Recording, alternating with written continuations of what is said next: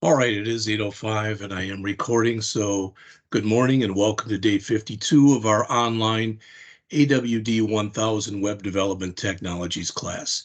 Today, as it says up on the screen here, we're going to be going over chapters 14 and 15. Like I did yesterday, I'm going to start this by going over a little bit of the stuff that's in W3 schools, plus giving you my own take on what's going on with browser objects, cookies, and web storage. All right. Then we will go over chapter 15. And chapter 15 is going to be on, I'm sorry, chapter 15 is on working with arrays, sets, and maps. All right. And sets and maps are two of the features that are available. Now, I'm gonna reference a few things that I have not yet sent you, but I will send you at the end of class. All right. Tomorrow, as it says, we'll go over chapter 16. We'll go through a fairly simple example of working with objects, and then we'll go through chapter 17 on working with functions, closures, and modules. Again, I don't know why I said it'll be a lab period. It's not. There's no class on Friday. All right. There's also no assigned homework due this week. So if you are behind, that should hopefully give you a chance to catch up. All right. And I know I've said this before, but this is especially true if you have not done, let's say back in the days of HTML, if you didn't do some of the homework or you didn't do some of the written tests, you can still do them and get partial credit. All right.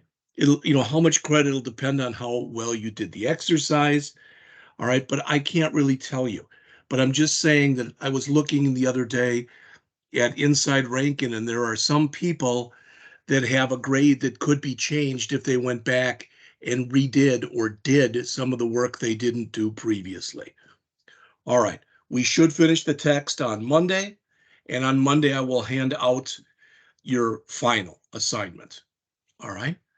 So now notice what I put here, and really it's 8 through 10 free code camp. What I would like you all to do now in this, you previously went in and you did the 113 different exercises in here. Most everybody has got it finished. Some people are just part way through, but most people have finished. Then next you were asked to go through this ES6 thing, and there's 29 exercises in here. All right, for last week, you were asked to do the first 20%. And the first 20% were about the first 6 or so. I'm asking you now to go through the rest of what's in here. There'll be a lot of stuff that you'll cover in there that won't make a lot of sense. I understand that. I'm asking you to give it a try because eventually you're going to be working with promises. You're going to be working with exports. You're going to be working with modules, etc., getters and setters, template literals. You'll be working with all this stuff, object destructuring. These are going to be hallmarks in classes that are coming up. Now, those of you who in spring will be taking the AWD 1100 course, the C# course, no, you won't be hitting on virtually none of that stuff. Those of you in spring who will be taking the AWD 1111, all right, which is the database-driven website development 1 class, that's what this class is all about. All right. So like I said, what I'd like you to do then by the 19th. So we're talking 11 days from today, is I would like you to finish this. All right. And really that's the homework for 8, 9, and 10. If you look here, all right, like it said for 8, you're supposed to be 40% of the way done. Then for 9, you're supposed to be 60% of the way done. And then for 10, you're supposed to be 100% of the way done. So that's what I'm asking you to do. That'll be the homework that you have that'll be due on the 19th. That's the free code camp homework. In addition, I'd like you to do the written tests for chapters 12 to 19. This is my take on written tests. It may be correct. It may not be correct. All right. If you make an attempt, and I don't mean like you put down C for every answer. I don't mean that. But if you get a majority of the ones right, you get a 7.5 out of 10, which is a C. If you get, let's say there's 20 questions and you get all of them right but one or two, I usually give you a 10. If there's 20 questions and you get up to about 5 wrong, I give you a 9. That's how I typically grade these things. All right. And then finally, as it says here, I mentioned this before, we meet tomorrow. We do not meet Friday. Rankin is closed due to the Veterans Day observance. All right. I don't typically share personal stuff like this, but I wanted to tell you real quick. I became a grandfather for the second time 3 months ago, and probably on Friday, I'm going to be watching my grandson, my 3-month-old grandson. The reason I'm telling you that is I will try when I can, if people have questions and they're online and you send me an email, I'll try to answer it, but I don't know how much time I'm going to have to actually do that on Friday. It'll be from 8 to 4. So after 4 o'clock, I'll take a look at all my email. All right. So with that said, let's start by very quickly here. Let me close this and just talk about what are we going to talk about today.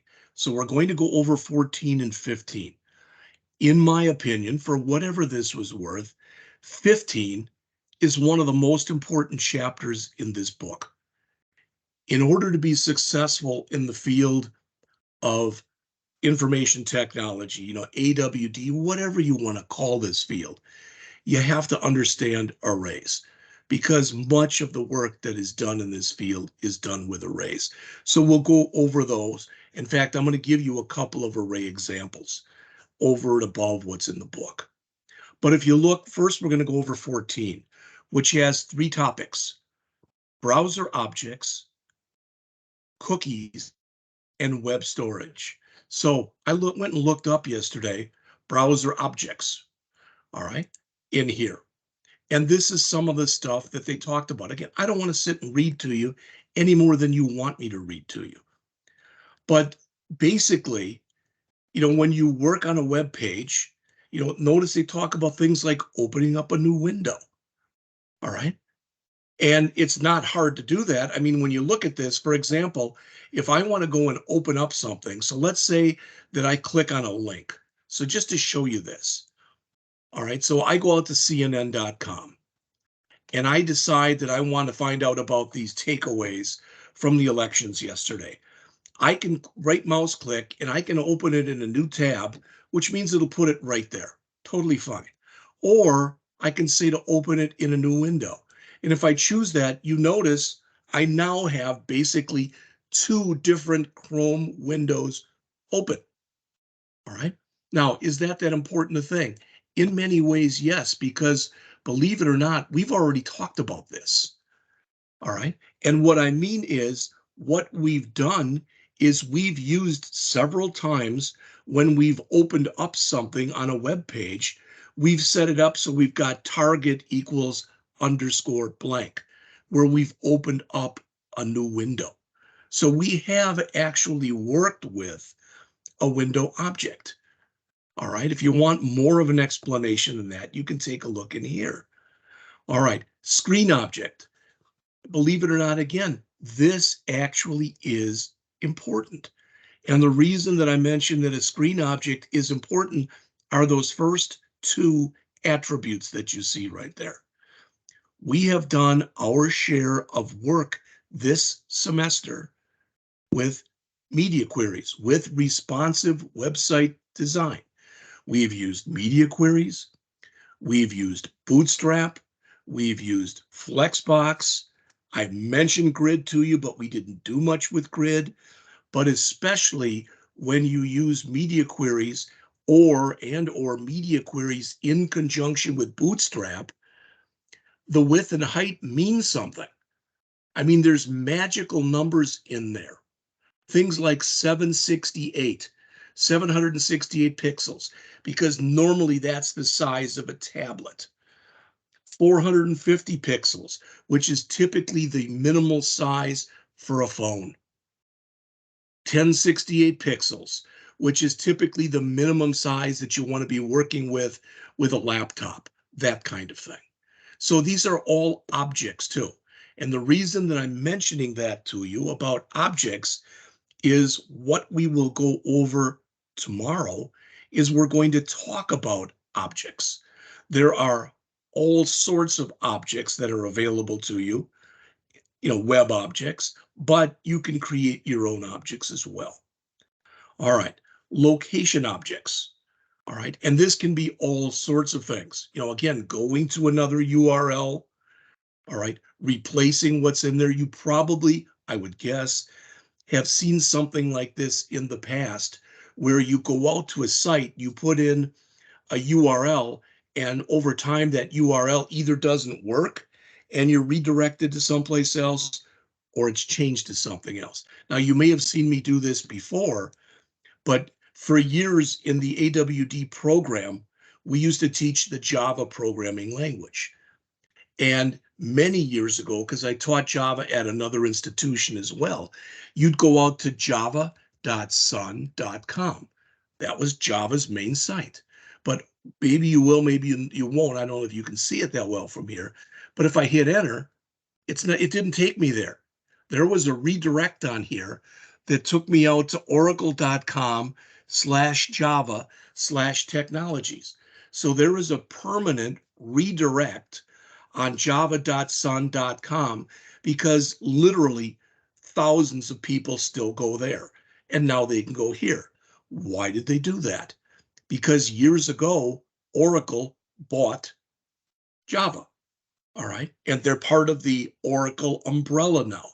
So they changed the URL. And again, it's not that is that important a thing other than if you are creating a website for someone, and even, as important, if you're maintaining a website for someone, you want to constantly be checking the links. And I don't mean every day, but on a very regular basis. You want to be checking all the links to make sure they're still good. Because if you start going out to a website and they've got broken links all over the place, after a while, you're just not going to go there.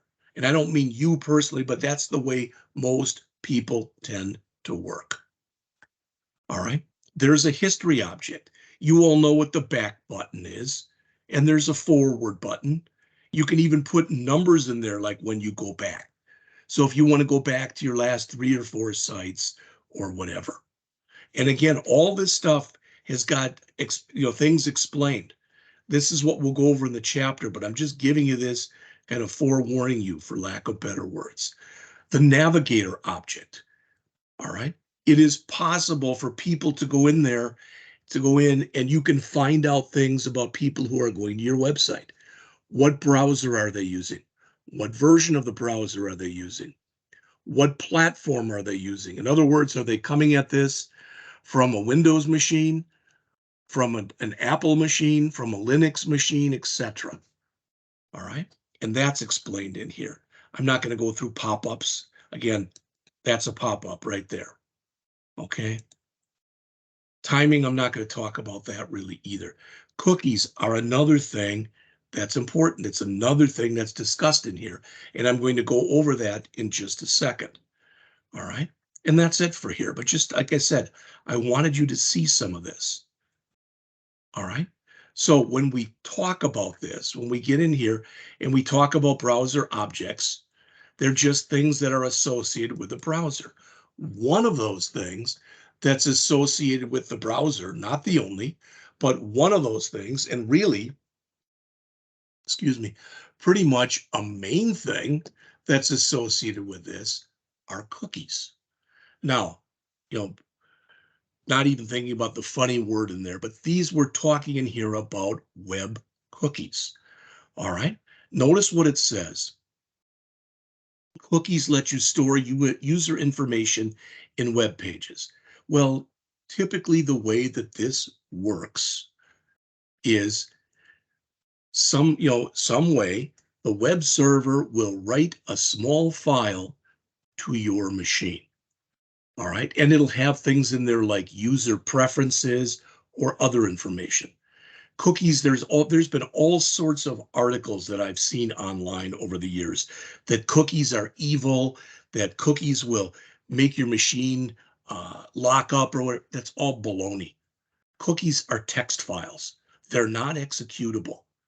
They're typically only can be about 40K. Used to be 4K. I think it's 40K now in size.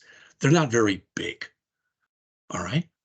But cookies and sessions that we'll talk about in a moment, there are two ways that you can manage and maintain in a web application what's known as state. And state is basically how things currently exist. All right. So right now, if I'm sitting here, okay, my state is things like my current height, weight, etc. All right. What you want to do in a web application is always have control over state. All right. So as it says here, when a web server had sent a web page to a browser, the connection was shut down, and the server forgets everything. What does that mean? That means that by default, the Hypertext Transfer Protocol, HTTP, is known as being a stateless protocol. What that means is if I go out to Amazon and I make a purchase, so let's say I go out there and I buy a book, all right? Then later, maybe it's 10 minutes later, I think, you know what? That's such a good book. I want to give one of them as a gift to a friend. So I go out there and buy another copy of it. But if I do that as two different transactions, as far as HTTP, the Hypertext Transfer Protocol is concerned, really, it's two different transactions. It doesn't, by default, it doesn't associate that it's the same person making two transactions. It might as well be two different people, each making a transaction. Well, if you don't want that to happen, you can use sessions. So as it says, cookies were invented to help resolve this stateless problem. They allow you to remember information. So as it says, when a user visits a web page, his or her name can be stored in a cookie. So they'll be remembered. And it's not typically even so much that it's things like your name, but they're things like preferences. All right. So to show you, as an example, I've got a 6-year-old granddaughter who's into American Girl. And if I go out right now, and I go out, I'm not sure if it'll even show this or not, but if I go out to Amazon right now, because she's of course already started giving me her gift ideas, all right? But I maybe it won't be in here, I don't know. But a lot of times when you come in here, there'll be things in here, it'll remember things. All right. The other day I was looking at some books we used to use, all right, in some of the classes, and it remembered those books. I'm doing a project right now with the second-year people where we're working on a sports application where we are using different kinds of balls, baseballs, basketballs, etc. And it remembers that. All right. So it remembers some of the stuff that I have looked at, and it does that by means of using cookies. All right. Now, you can use JavaScript to create a cookie, and they show one right here. Now, this is about as simple of an example as you can put in there. Document.cookie equal username equal John Doe. What does that mean? That means it's creating a cookie and its name is username and its value is John Doe. All right. Now, if you do that, that creates a cookie. But as soon as you close your browser window, that cookie goes away because you didn't give that what's called an expiry date. So if you look down below, there's another example here, all right, where they actually use here an expiry date.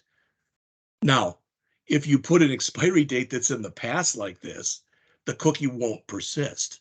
But it is actually possible, all right, I won't be around then, but I could have changed this to 18 December 3013. You can do that. And that means that basically that what, in like 90 years, all right, that cookie will be deleted. All right. So you can put stuff like that in there. There's other things that you can put in here too. The path that it belongs to, and there's a bunch of other stuff. Not only can you read a cookie or write to a cookie, you can read from a cookie. All right. You can change values. You can delete cookies. So there's a lot of different stuff that you can do with this. So why is this even important? All right. Again, cookies are just small pieces of data that the server sends to the browser. They can be temporary cookies, meaning again, that once the browser closes, the cookie goes away. Or if you give them an expiry date in the future, they are persistent cookies. All right. So typically, cookies store small amounts of data, and they're typically used for simple, what are called key value pairs. So in the example we looked at before, all right, the key was username, the value was John Doe type of thing. Usually they're used for user preferences. Now, you may have gone out to a site that says we use cookies, and you have to either agree to that or not agree to that. What that does mean, all right, is typically they are able to do a certain amount of tracking on you, okay, to kind of see the kind of sites you go to, etc. Now, part of the problem over the years with cookies is cookies can be vulnerable to what are called security risks. And there's a lot of them, and I'm not going to get into them with you because it's much too difficult. All right. So usually you want to take precautions. All right.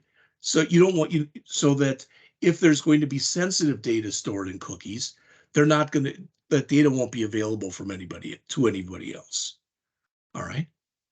So cookies don't, they're what are known as being lightweight. They don't affect server performance. They just store small pieces of information that need to persist between different requests. All right. They're good for those types of scenarios where you need to store a small amount of data on the client. All right. Now, on the other hand, all right, what if you want to store something and you want it to basically, be around for quite a while? All right. Well, then rather than using cookies, and I don't think, let's see. No, this is just all cookies. But other than that, you typically use, instead of cookies, what are called sessions. All right. Cookies and sessions are both used in a similar way. Sessions, though, are typically stored on the server side. Now, quite often they're temporary and they only exist while the user is logged in, or sometimes up to 20 or 30 minutes afterwards. All right, that data is usually stored in memory or in a database someplace. All right, now, what that is it's some information about you. What do I mean? Well, again, if I go out to Amazon and I start to put things into a shopping cart, there will be a session that will be created. And the key thing there is that session will have an ID, a session ID associated with it. All right. What you never want to have happen is somebody to be able to grab that ID, because in essence, then they're you. And if they start ordering things and have it sent to someplace else, who do you think is going to be charged for that? All right. But unlike cookies, sessions are typically used to store larger amounts of data. All right. And again, they're typically used to store data that needs to persist while you're interacting with a web application. Things like a shopping cart. All right. Now, I've given this example before. You may or may not have heard it, but I remember, all right, years ago, I went out, and this is back when CDs were more the thing. All right. And I'd gone out to a site and I'd put a CD in my cart. And then for whatever reason, I didn't order it at the time. I came back to that site. It was nearly a year later. All right. And that was still in the cart. All right.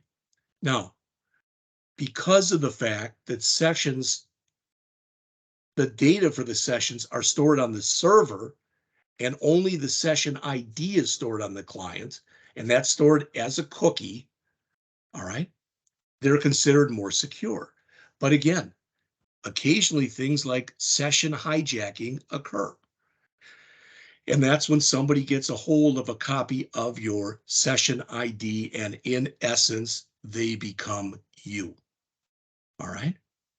Now, cookies we mentioned before were lightweight and they don't impact server performance. On the other hand, sessions require server-side storage and server-side management. So it's important that that gets managed, but that's not your responsibility. That's the responsibility of whomever is using the server. So again, sessions are more appropriate when you need to maintain a user state across multiple requests, things like a shopping cart. All right. But both of these are used, and they're really used in conjunction with one another for maintaining and managing state in a web application. It's just that cookies are stored on the client side, all right, and sessions are basically set up on the server side where just the ID would be stored on the client side. All right, so that was the first thing I wanted to mention to you. Next, again, so that's the browser objects and cookies. So the last thing that I wanted to talk about before we go back into the book is web storage. And I looked it up again on here and it had two types. They're really not two types, but HTML web storage and then web storage. All right. So basically, when you talk about web storage, it's a way to store data on a client. All right. Now, what I'm about to tell you is going to sound a lot like cookies and sessions, but it really and truly is not the same thing. All right. When you are working with this stuff, if you want to store things, all right, you can store things in what's known as session storage, and you can store things in what are known as local storage. All right. And local storage and session storage are really what make web storage API.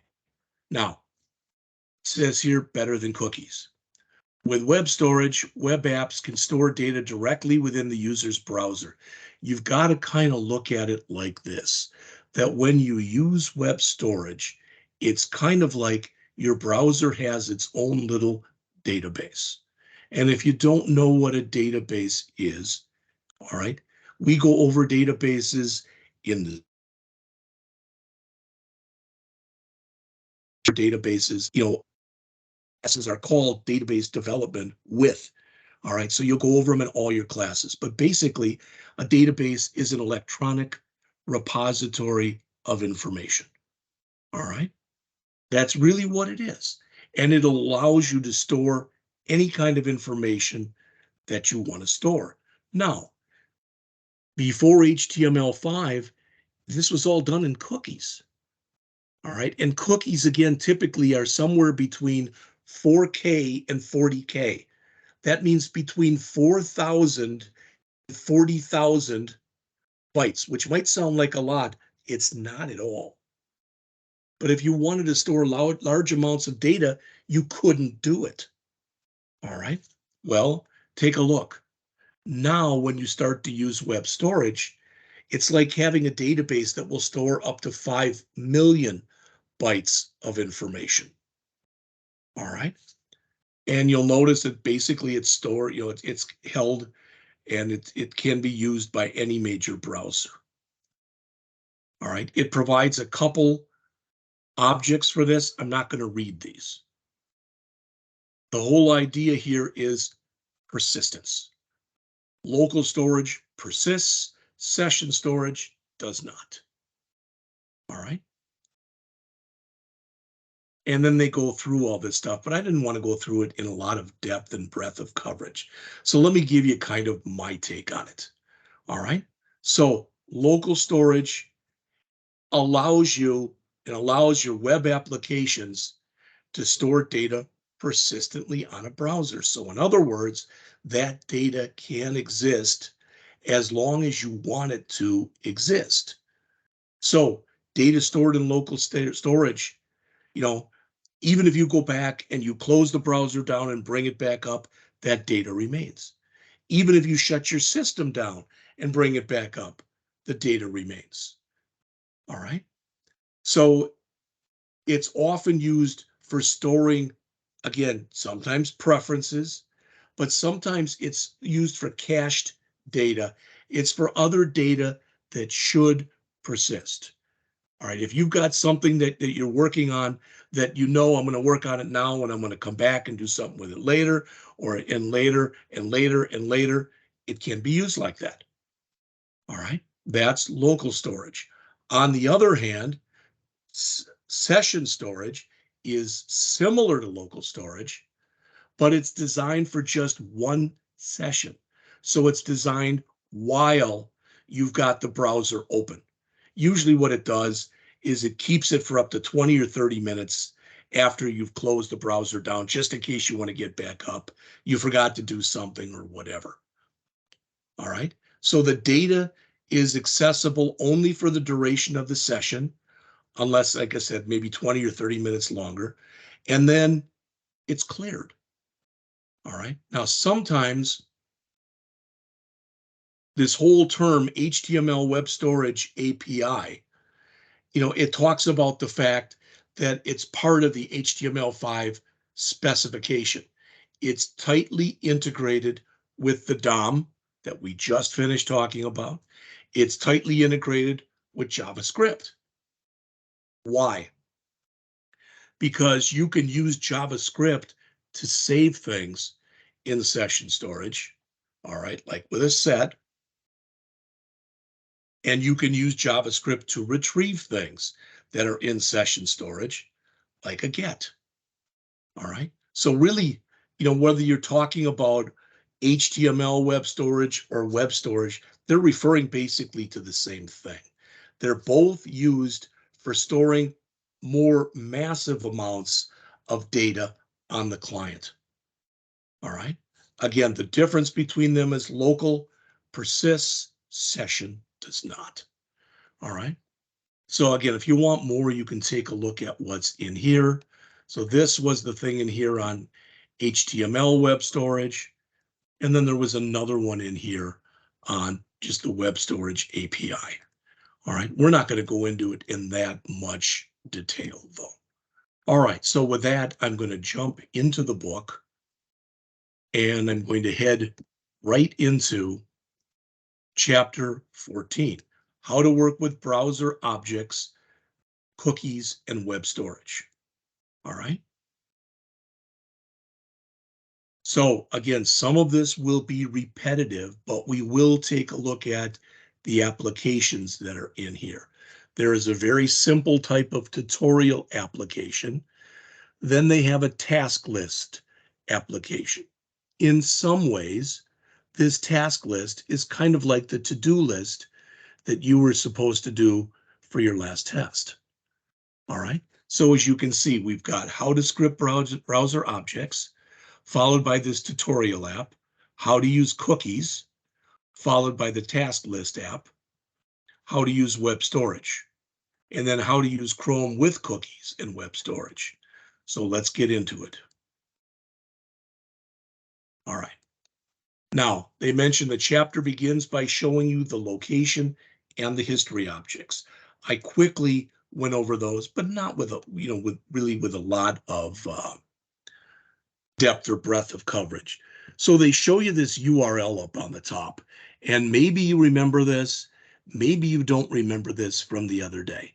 But if you take a look at what's here, what is this saying? This is saying that we are using the hypertext transfer protocol to go out to the Muroc website. We are using port number 8181, in the Muroc website, we are going out to their JavaScript part, and then we are going to their location.html page. All right. And then what comes again after that question mark is what's known as a query string. So what's getting passed in there is a first name of Grace and a last name, or a first name of G, or first initial of G, and a last name of Hopper. So when we look in here, what they're saying with this location object is we can pull out any of the stuff that's in there. All right, so that's what the location object can be used for. Okay, that you can pull out the pieces of a URL. Now, is this something you'd use a lot? No, but it's something that's available to you. All right. Now, notice the methods that are in here. There's a reload and there's a replace. All right. And the reload, notice it says force, reloads the current web page. All right. Now, why is this important? You may or may not be aware of this, but I just wanted to show you something quickly in here. If I go out right now, earlier today, I went out to here. I went out to CNN.com. And this was the same page that I saw.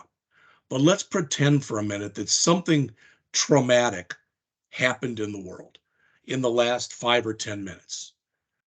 All right. Then there's probably a good chance that either this would have changed, or if I'd refresh, this would change. But what happens is when I go out to CNN.com, CNN.com basically loads a copy of everything that is on their website, and it loads it into a special part of the memory of my machine that's called the cache, CACHE. All right. And it does that because even if I get out, so if I get out of here, there might be a pretty good chance that I'll want to get back in again. So it probably right there, what it loaded was the cached version. It makes things go a lot faster, for lack of better words. However, what you can do with this force is you can say every time you reload the web page, every time, all right, don't give me a cached version, all right, always give me a new one, and that's the reload and replace, all right? And this would be important if you were using some kind of a site that did change often, such as, I mean, you've seen this kind of thing. For example, unfortunately, if there's an active shooter situation and you want to constantly be getting updates, that kind of thing. All right. The other place where this can be used is what I mentioned to you before, is if you want to do a page redirect, you can do a replace where, well, you want to go here, but that's no longer possible. So you replace it by sending them someplace else. So again, as mentioned here, the location object lets you examine the different parts of a URL, and they give you some control over how the page is reloaded or how a new page may be loaded into the browser. All right. Now, because I've given this lecture before where people have said to me, you know, I looked at this stuff and I don't think I'd ever use any of it. And that's possible. All right. It is, but it's available to you if you ever want or need it. All right. All right. There's a history object. We've talked about this. And that allows you, this history.back is the equivalent of me clicking right here. All right. And the history.forward is the equivalent of me clicking right here. So I can keep going back, but I can only go back so far, because what it does is it gives me a history of what I've currently done with this particular link. So for instance, right here, I've got JavaScript arrays, but you'll notice there's no back and there's no forward. I went right to this page. But if I would go on here and click JavaScript array methods, now there is a back where I can come back again. All right. And that's what they're talking about in here. So you can even do things like this. So I can go forward to, that's like clicking this twice. I can go backwards, so that's like clicking that 3 times. All right. I can even search for things.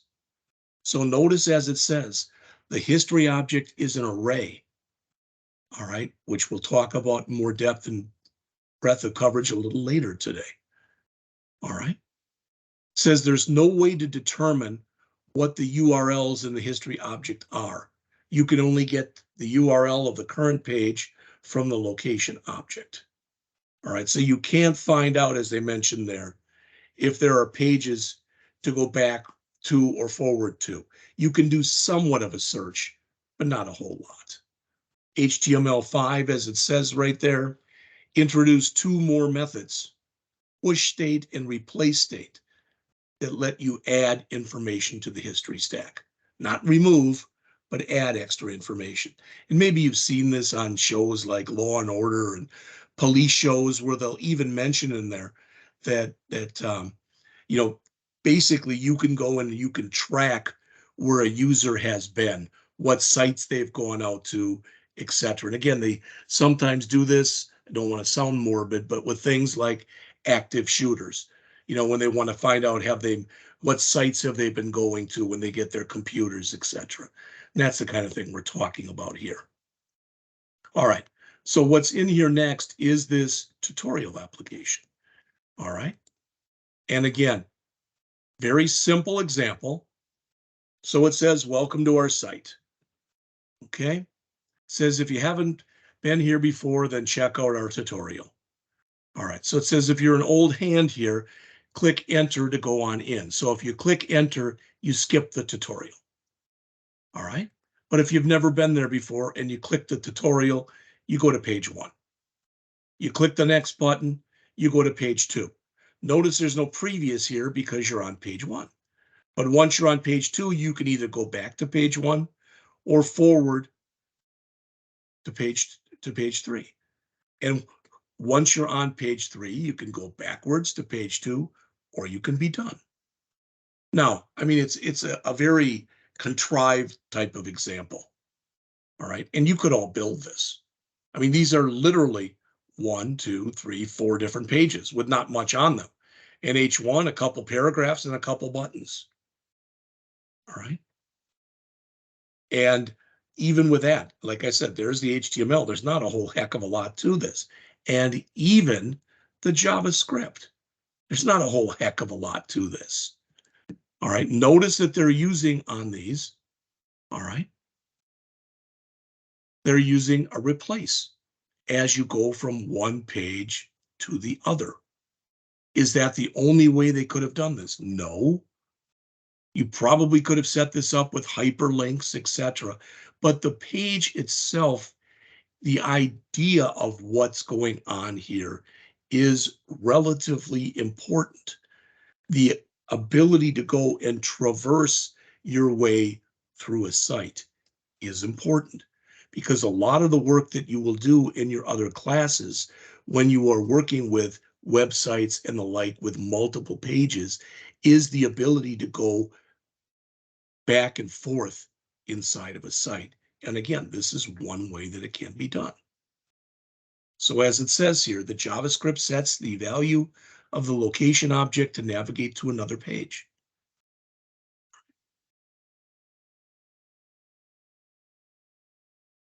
All right, cookies, like I said, we've already talked about. Now notice this is their definition. A cookie is a short text string that's stored by the browser as a name value pair. That's a really good definition. All right. And much of the stuff that they'll show is what I already went over with you. All right. So notice as it says, a browser usually gets a cookie as part of an HTTP response. All right. So what if first of all, can you check these out? Well, I know that you can come in here. I'm way up on top here in the upper right-hand corner of my screen. And if I go out here and I know that someplace out here, I don't remember where it is, but I can go out here. I guess actually it's up here, way up here in the upper right-hand corner. And if I go to settings, there is a way in here that you can check cookies. I don't remember where it is, but someplace in here you can. You can clear your cookies. All right, you can actually look at your cookies. And all you're going to see are like, it's almost like little messages that somebody wrote. All right.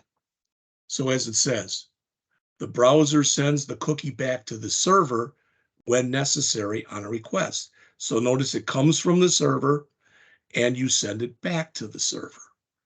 Now, these are the main attributes that are in there. And as we mentioned before, you don't have to have all of them. All right, we talked about things like expiry dates. They did show you the path, etc. Notice they've got a thing in there that says secure. It says if present, the cookie must be encrypted when it is transmitted, and it can only be transmitted using HTTPS or some other secure protocol. This is where sometimes people read that and they go, wait a minute, there's got to be junk in there that, yeah, it's possible that there is some at least partially sensitive information that's in a cookie. That's not impossible.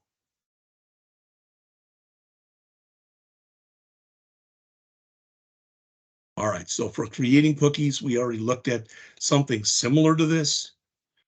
Now you'll notice they're creating a persistent cookie. All right, so what are they doing in here? Basically, it looks like this is going to, 21 is going to be years. 24 hours in a day, 60 hours or 60 minutes in an hour, 60 seconds in a minute. So that looks like it's going to persist. And you can do that. You can give it an actual date that you to basically terminate or be deleted, etc. So there's a lot of ways that these can be used. I would say that 99% plus of people never set their own cookies, but you can. All right. Reading cookies, again, we looked a little at this, but notice there's a get cookie by name function, so you can take a look at them.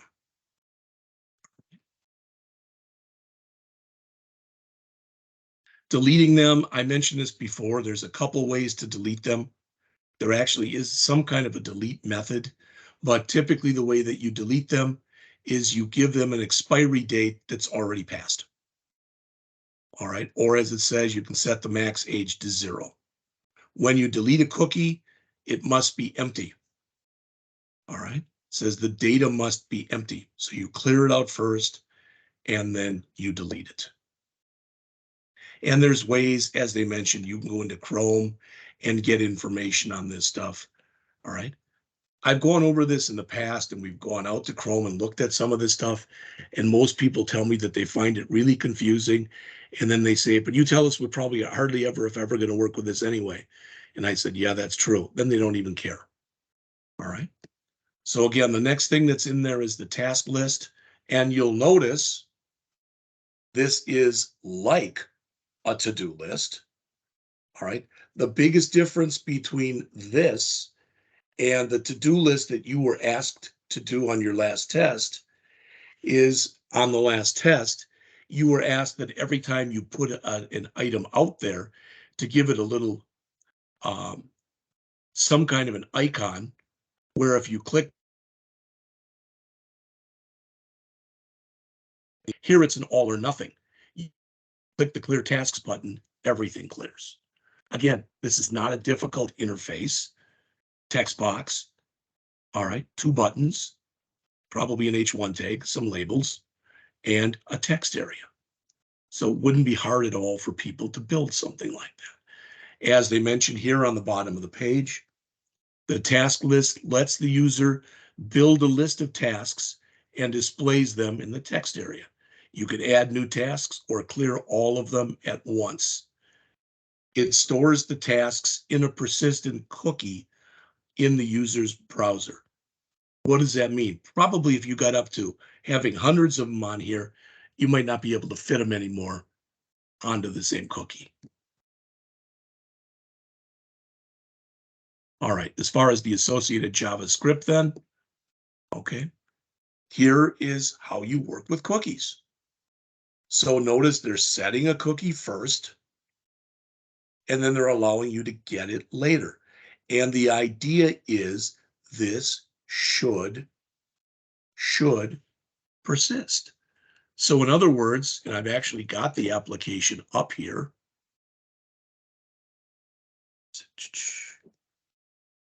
Well, I had the folder up here, so let's see. All right, task list cookies right there. So let's open this up.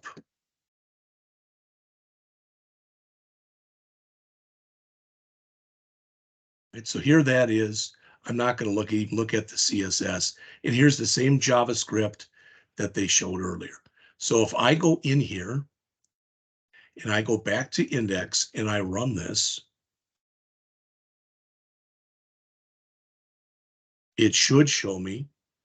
Okay, so if I want to come in here and mow the lawn, all right, and I add that, all right, wash the car. Okay, well, now you can see what's in there, right? Okay, so I'm going to come back in here. I'm going to close this. That. And I'm going to come back into here. All right, and I'm going to totally close. So this application basically is now closed. All right, and then it's closed. And I'm just going to look at the tutorial one. I'm not going to do anything with it, but I'm going to close that. Now I'm going to go back again to this task list with cookies. All right, and I'm going to open up with live server. And you notice those persisted. All right, if they're all done, I can clear them all out. All right, but it's an all or nothing type of thing, okay, when you're going to clear. And that's what differentiates this from what you had in the on your test. All right. And I'm not spending a lot of time on this, and I realize that. Web storage, again, we've talked about the differences between local storage, which persists, and session storage, which does not. Again, you'll notice as many things are done in computer ease, so to speak, that they're put in there on what are called key value pairs. So the key is email, the value is grace@yahoo.com, the key is phone, the value is 555-555-1212. All right, you can use the get to grab information from storage. All right, and you can also set it, okay, as they're showing here. Now, again, is this important? Yes, because it is used, like I said. In fact, I think I've got to go back and look at my React examples, but at least one, we should be using some of this in there. So again, you'll get to, for lack of better words, kind of see it in action. So as they mentioned right here, web storage lets you use JavaScript to store data in key value pairs. All right. Local storage is retained indefinitely. Session is lost either when the user closes the browser or shortly thereafter. Web storage, as it says, unlike cookies, is designed to be accessed by JavaScript, not by code. All right. Says you can store more data in there than you can in cookies. It recommends a storage limit of 5 MB, 5 million bytes. So in other words, that's the recommendation. Can you even put more in there? Yes, but you can't have problems when you exceed that amount. So they go back and they redo the task list app. It looks the same, but now rather than using cookies, it uses local storage. All right, so the HTML is the same, and most of the JavaScript would even be the same. All right, finally, how to use Chrome with cookies and web storage. If I was going to read one part of this chapter, it would be this part, which is towards the end of the chapter, because what they explain in here is, you know, again, you've seen this kind of thing before. Let me go back. See, do I still have it open? Yes, I do. All right. So if I go into inspect right here, and some of the stuff that's in here, network, performance, etc., memory, application, this is where you would see security, a lot of this stuff. All right. So if you're setting cookies, etc., you can come into things like this and take a look at them.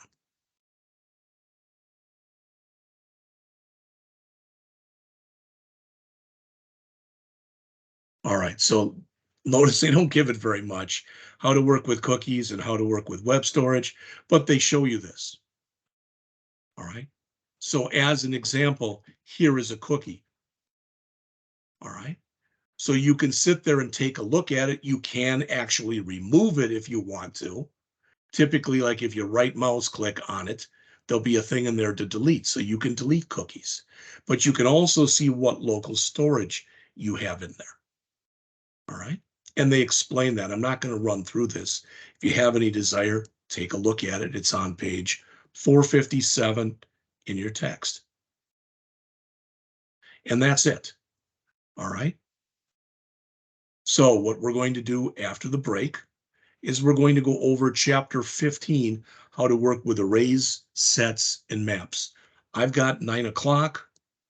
All right, just about 9:01. Let's come back, please, at 9:15, and we'll go over this chapter at that time. I'll be right back.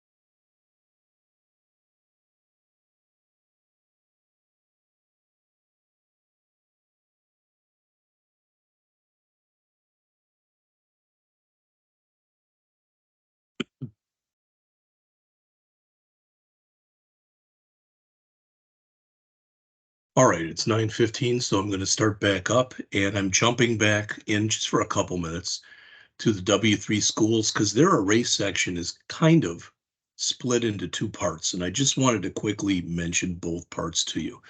The first that says here JavaScript arrays. This is more, this isn't the best way to put it, but I'm going to say old school. It explains what arrays are and why you might want to use them, how to create them, and it gives you examples. It's all fine. All right. But what's in here, most important part, not all, but most of the methods that you see here, not all of them. There are a couple of exceptions, or at least one exception, but the things that are in here are more old school. And what I mean is they're basic array types of operations. How many elements are in an array? All right. How to remove something from an array.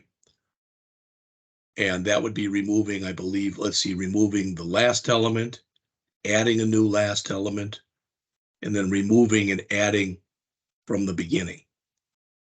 All right. Being able to join arrays together, delete an array, add things to an array, etc. These are more old school. That said, I do not mean at all to diminish their importance. They're all important. And it's important that you understand when you work with arrays how to do all of these different operations. So for each one of these in here, it goes through popping, pushing, shifting, unshifting, changing, using the length, deleting. All right. The only one that's kind of new in here is this flattening. All right, as it says, it reduces the dimensionality of an array. It creates a new array with subarray elements concatenated to a specific depth. What the heck does that mean? Well, notice what we have right here. All right. It may not look like it here, but what we have in here is we have a multiple dimensioned array. We've got arrays within an array. There are 3 arrays within this big array. When we flatten it, we just make it one array. All right. Now, is that important? No, but I just wanted you to at least hear that. Now, that's the first part of the chapter then. All right. This thing in here on basically JavaScript arrays and the array methods. All right. The other part of what's in here then is this JavaScript array reference, because this has got a lot more in it. As you can see, it's got all the stuff listed that we've talked about, plus a lot more. All right, some of the newer things like every, filter, all right, map. Okay, so not all of them, but a lot of them. Now, I went out last night and I was looking for a really good article on this that showed you just about everything there was with an array. And I'm going to show you what I found, and I'm going to send it to you later today. All right. And this was again from the Mozilla Developer Network. It's about 20 pages long, describes what arrays are. All right. And then it goes through, it starts to go through, all right, the major array methods, how to use them, etc. And it's got examples of basically everything that they talk about in here. All right. It was one of the better things that I had found as far as being a reference. Now, it wasn't real strong on some of the newer stuff, so I went out and tried to find a different example. You're going to get this one as well. All right. But it's called here JavaScript array methods to make you a better developer. Now, much of the material that's going to be in here and some of the material that we'll talk about in class, probably you've never heard of before, and it may overwhelm you. That's not the goal here. All right. Again, that's one of the reasons that you really haven't been given a lot of homework here, but I'm going to show you some of this stuff in a couple programs that I've created. They're more old school, I'll just warn you right now, but we're going to talk about them as well in just a little bit. All right. So again, if you wanted, you could go through this and get more information as well. All right. All right. The other thing I wanted to show you in this particular section, all right, before we jump into the book, was something I literally wrote this right before class started. I don't want this up anymore. All right, but I put it right here. All right, so you may or may not be aware of this, but there's 12 of you now in this class. Okay, now this means nothing. These are not real grades. I made all this up. But let's suppose that we took a test today, and with the 12 of you, these were the grades that we had. Student 1 got a 45, all the way through student 12 that got an 89. And again, this is all made up information. The problem that we have right here is if I went through this, it wouldn't be hard for me to say, oh, the best grade was student 5, and the worst grade was student 6. I mean, that's not hard to do. But imagine that I'm at a university and I have 500 people in my class and I've got to do this. Now it's going to take a lot longer to go through this type of thing. And with 500 people, there'd be 500 different variables. Right here, there's 12 different variables. All right. So it's very hard when you're working with 12 different variables to programmatically do a lot of the operations that you might want to do. So what I did below this was I said, well, let's imagine that we're going to have an array. And if we did that, the line that you see, line 14 right there, that is darkened or it's in gray, that creates an empty array. Literally, it's an array with nothing in it. Then we could come in and say students 0 equal 45, students 1 equals 78, students 2 equal 87, students 3 equal 56, all the way through the last one. Arrays start with 0. So as we call this student 1, we're calling here students 0. All right. This, we could have called this student 0 through student 11 if we wanted to. But with arrays, you typically pluralize them like this, and you always start, the first element is element 0. Now, one place, I'm just going to break away from this for a second, that people don't like about that. And we talked about this a little bit yesterday with dates. All right.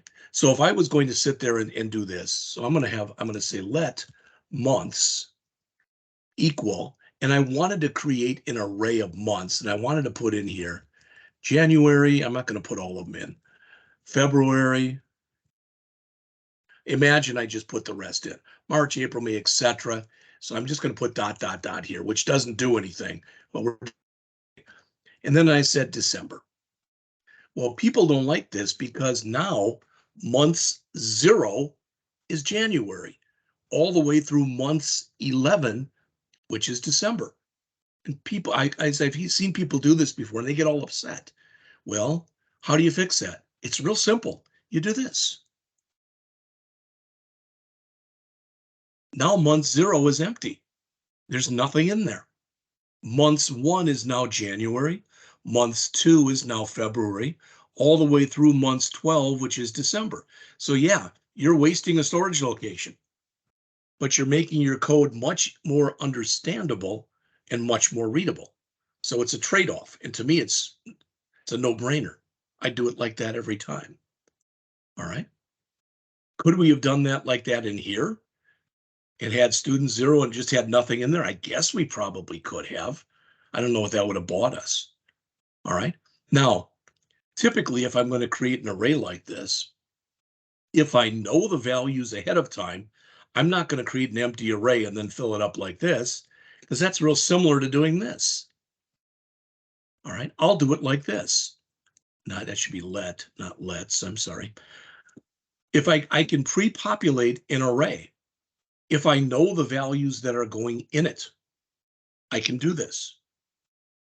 All right, not a problem.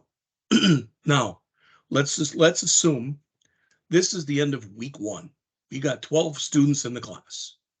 All right, now at the beginning of week 2, I get a request. Somebody says, hey, I've already read chapters 1, 2, and 3 of the book. I'm ready to take the test already. Okay. Can I join the class? Okay, so they take, they join the class and they get, let's just say they get a 70 on their first test. All right. Well, I'm not going to come back into here and put a 70 there. That doesn't really make any sense. But I can come in here and do this.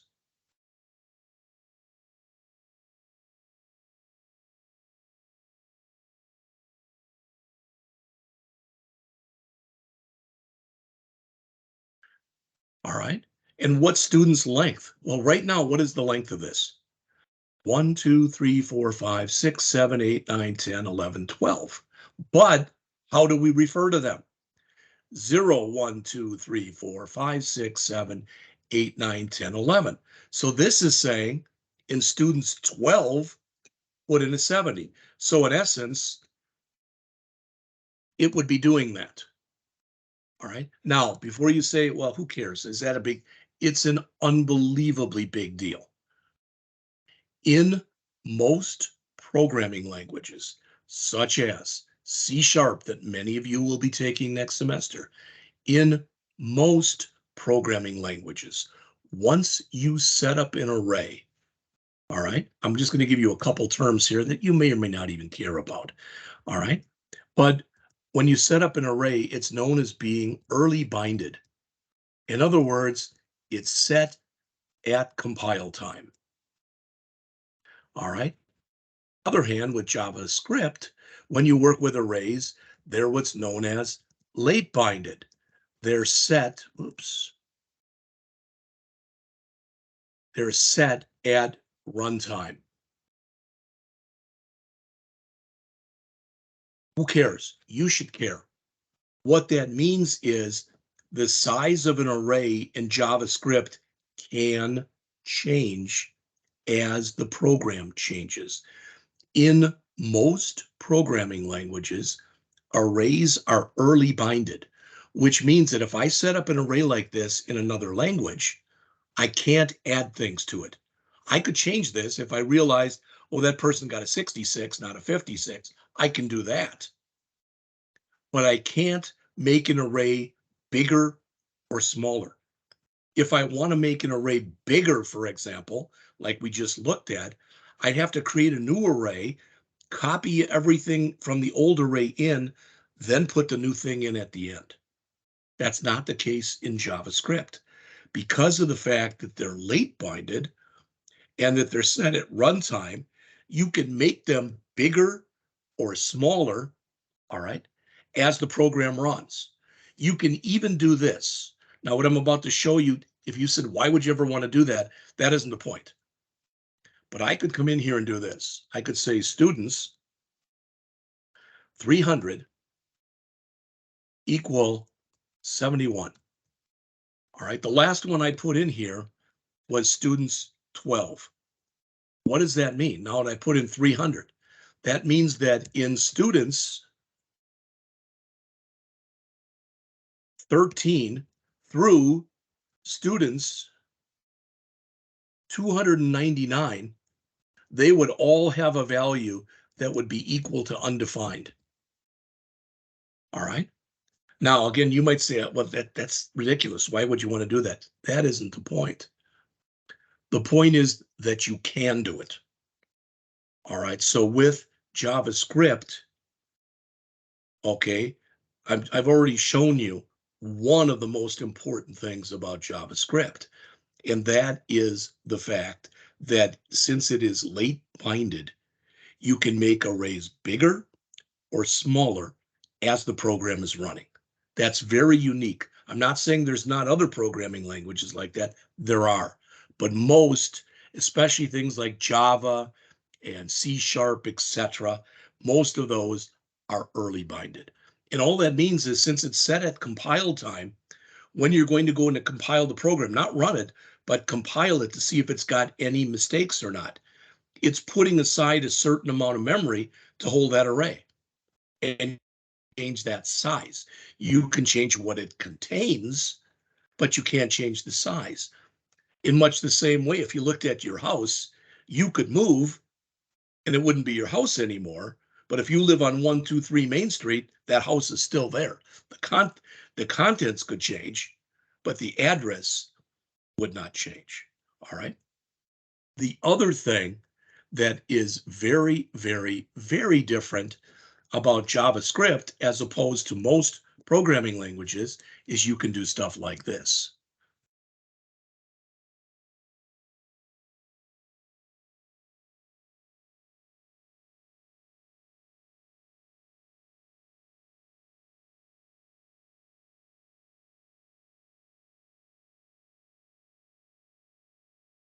Etc. I'm just going to leave it like that. All right. And what am I showing you here? You can take an array and you can put different types of information in it. So for instance, let's even do this. 8. Those are strings. That's an integer. That's a float. That's a Boolean. Next semester, if you try doing something like this in C#, it's never going to work. You're going to get errors right away. Because in most programming languages, when you create an array has to all the values in the array, which are known as the array elements, have to be of the same type. All right?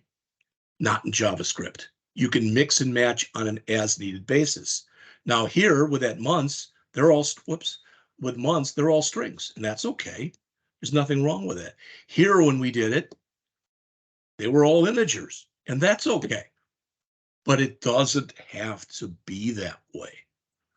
All right, and that's the key, the other key takeaway from this. I'm going to come down to here, and we're going to look at these examples. This is going to be similar to a program that I'm going to show you in just a little bit. All right, so I'm going to get rid of all this.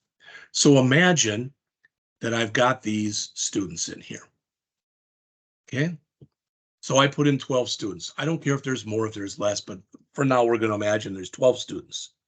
All right, so if I want to find out the low score, what do? I want to traverse through the array, and I want to basically check each score against each other. So 45 is the low. 45 is still the low. 45 is the low. 45 is the low. 45 is the low. 0 is the low, and it'll be the low the rest of the time. All right. So sometimes when people look at this, they get confused. Why did I set low to 101? Now I can be sure that the first score that I put in there will have to be the new low, because I'm supposing that all test grades are between 0 and 100. So I can be sure the first time I come through here, that's my low. Do I have to do it like this? No. Sometimes what people do is they do this, which is, again, totally fine. I'll comment out this line, and I'll show you another way that people do it. They'll come in and they'll say let low equal, and they'll set it to the first one. So students, 0. Now when they count in here, and let me again comment out this line.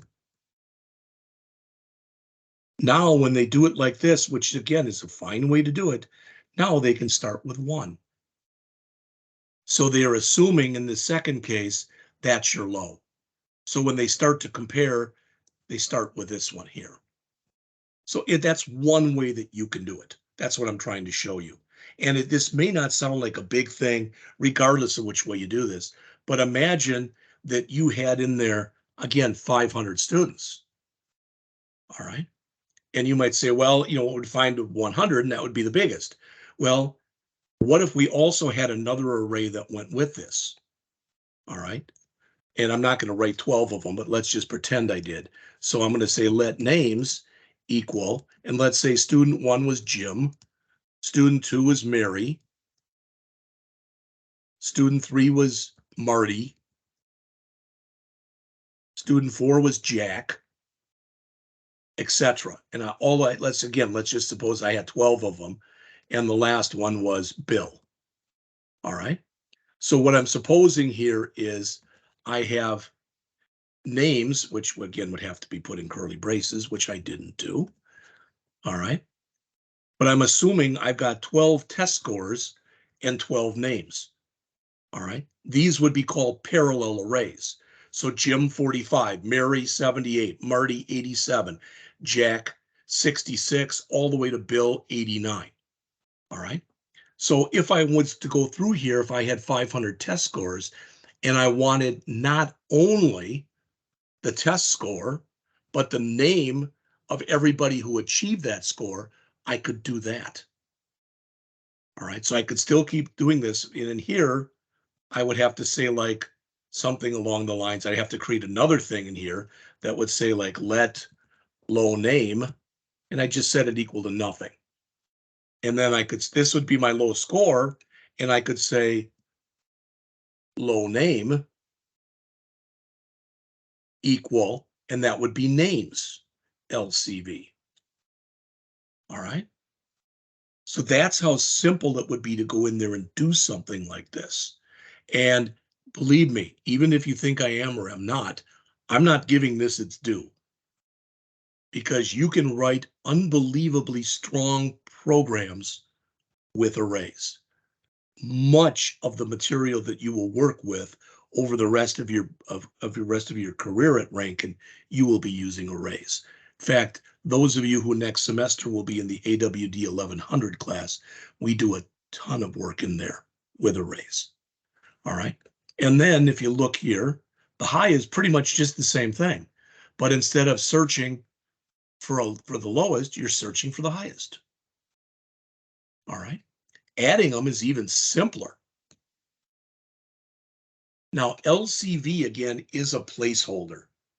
You don't have to call it LCV. In a lot of programs where I say for let LCV equals 0, LCV less than students.length plus LCV, you'll see a lot of places where people write that as let I equal 0, I less than students.length plus I. That's totally fine.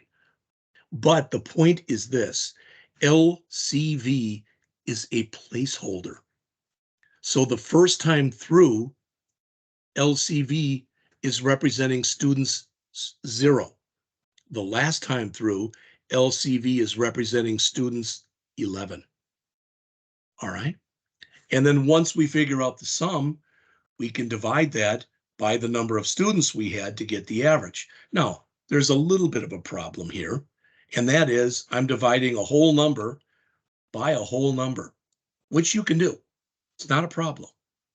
But if that's going to throw away any decimal portion, when you do a whole number divided by a whole number. So in other words, if I do, let's say 17 divided by 3, which is like 5 point whatever, let's say 5.66666, it's going to come back as 5 because it's a whole number divided by a whole number.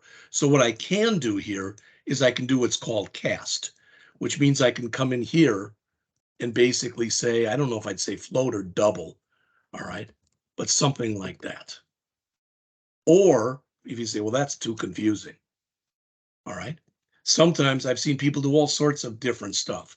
They'll do this, and then they'll do a divide by 1.0.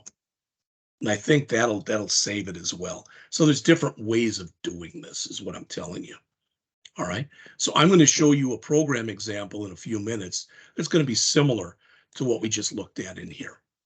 All right. But before we do that, I'd like to go over the chapter with you.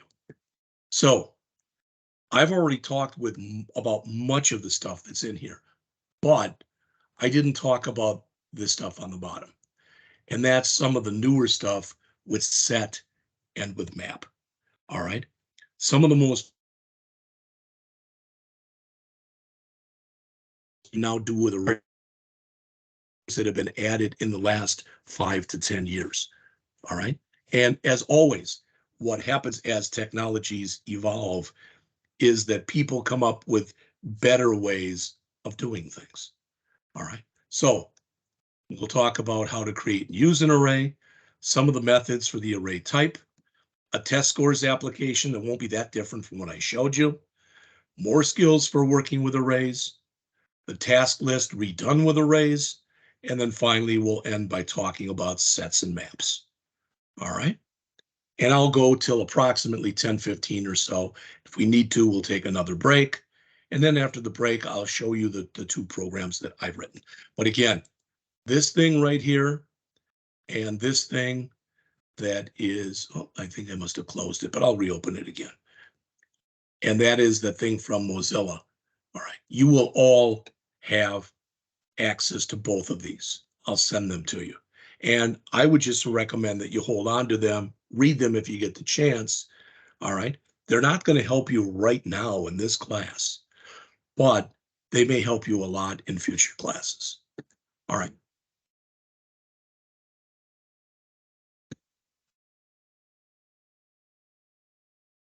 So how to create and use an array. There's different ways of doing it.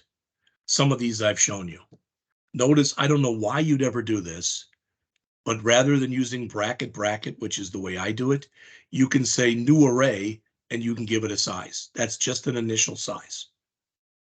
Or you can say array.of like this and tell it, what you're doing.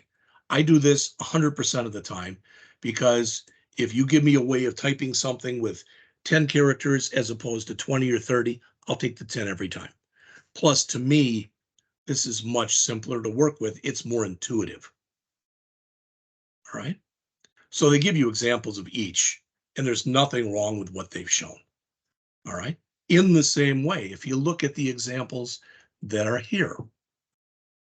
All right.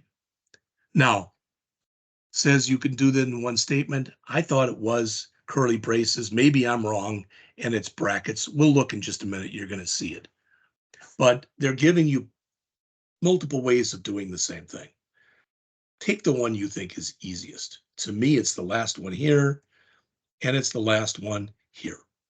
If you don't agree with me, do it the way you want to do it. However, what I showed you is the way it's done in most programming languages, which is another reason for me showing it to you the way that I'm showing it to you. All right. Now, every single thing that goes into an array is called an array element. The length is the number of elements that are in the array, and each one of these things individually, these are called array indexes. This is typically, or they're called subscripts. Typically, you'll hear people word this like names sub-0 equal Grace, names sub-1 equal Charles, names sub-2 equal Ada. Sub is short for subscript. All right. Sometimes people will say names index 0 or whatever. All right. If you create an array without specifying the length, the array is automatically empty. There's nothing inside of it. All right. When you create an array with one or more elements, but you don't give, so you give it a size, but you don't put anything in it, then each element is in there, but they're undefined. It's like what I showed you before when I said I put something in the element 300, and I mentioned how elements 12 through 299 were undefined. All right. And arrays, of course, start with 0 and not with 1. All right. Now, as far as adding and deleting array elements, when you start to do this, when you start to work with this, all right, you're typically going to be working a lot with, using these indexes. All right. Here's an example right here, very similar to the one I showed you. So you've got this array with 3 elements in it. So the size of the array is 3, and the element numbers are 0, 1, and 2. So this says, oh, the size is 3.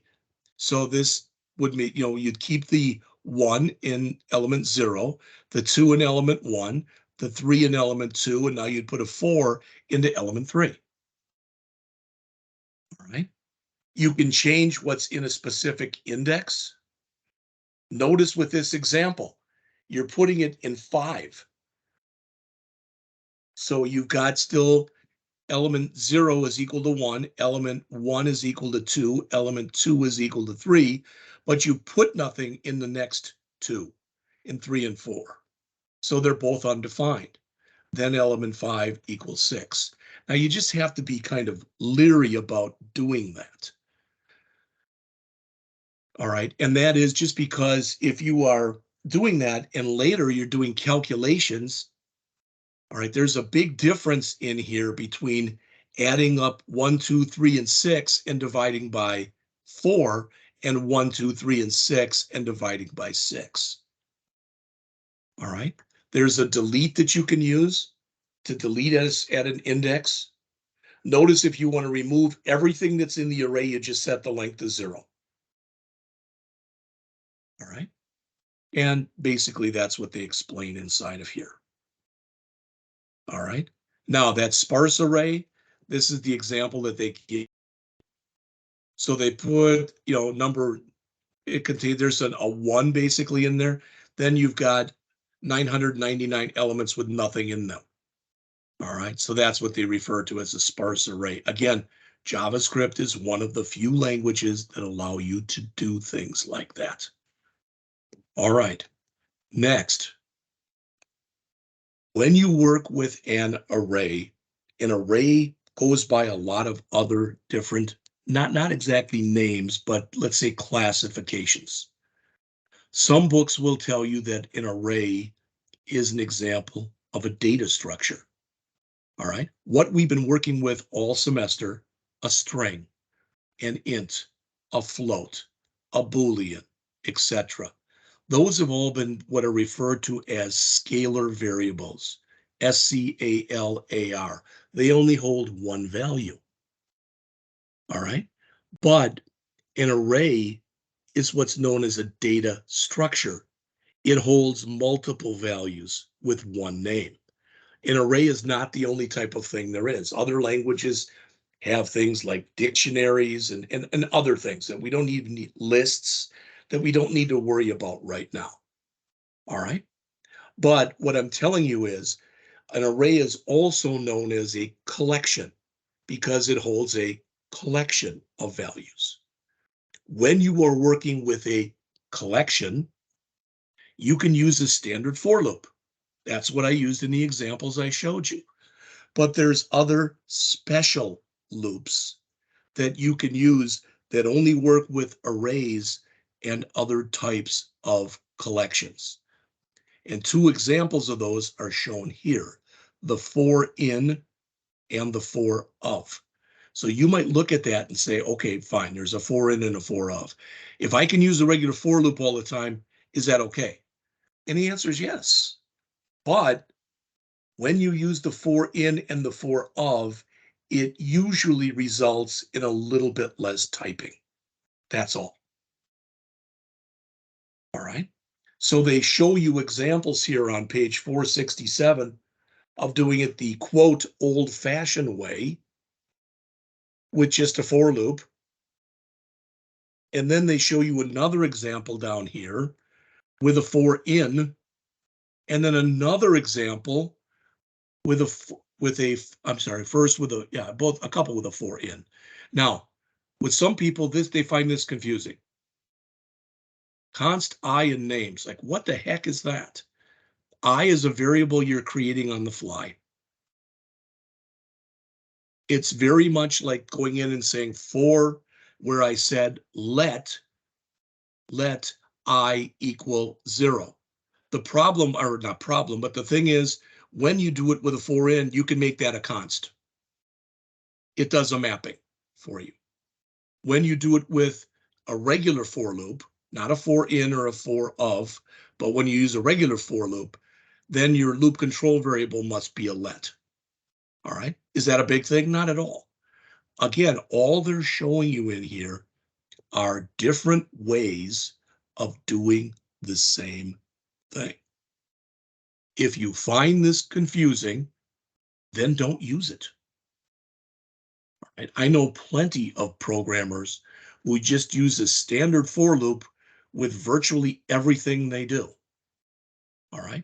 Some languages are gravitating towards this, where they're allowing you to have other versions of a for loop. So as they mentioned down here at the bottom of the page, you can use a for loop, a for in, or a for of. When they talk about iterating the elements of an array, they're talking about using them to go through each and every element. all right?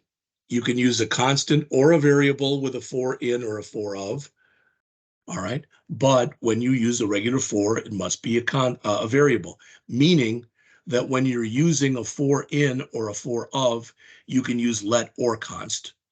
But if you're using a straight for loop, you must use a let. All right. A for in loop doesn't process undefined elements, so it skips anything that's not defined if you use a for in. All right.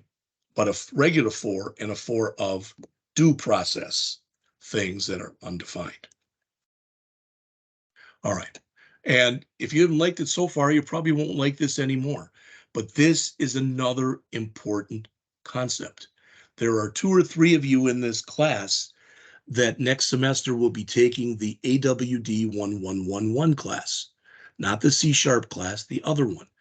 One of the things that we do in there is array destructuring. All right. So what the heck is array destructuring? It says, so far, this chapter has shown how to use indexes to assign individual elements in an array to constants or variables. However, JavaScript allows you to assign multiple array elements to multiple constants or multiple values. Again, what the heck does that mean? Well, imagine, and we'll talk about this a little later, okay? But in these scores that we showed here, one of the things that you can run on an array is you can run a sort. So if I did a sort, all right, and hopefully I'm not going to screw it up, but let's see. I would get 0, 34, 45, and if I miss some, I guess we'll come back and we'll find it later. 43, 45, and let's see, 66, 78, 87, 88, 91, 99. Oh, I forgot 89.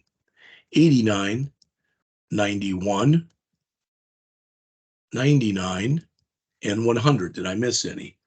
1, 2, 3, 4, 5, 6, 7, 8, 9, 10, 11, 12. Now, you might say, who cares? Well, as an example, let's say that the cutoff line for passing this test is a 75. I could destructure this array into 2 other arrays. I could have one that was called passings and one that was called failures. All right. So there's all sorts of different reasons that you can use this stuff. All right. Now,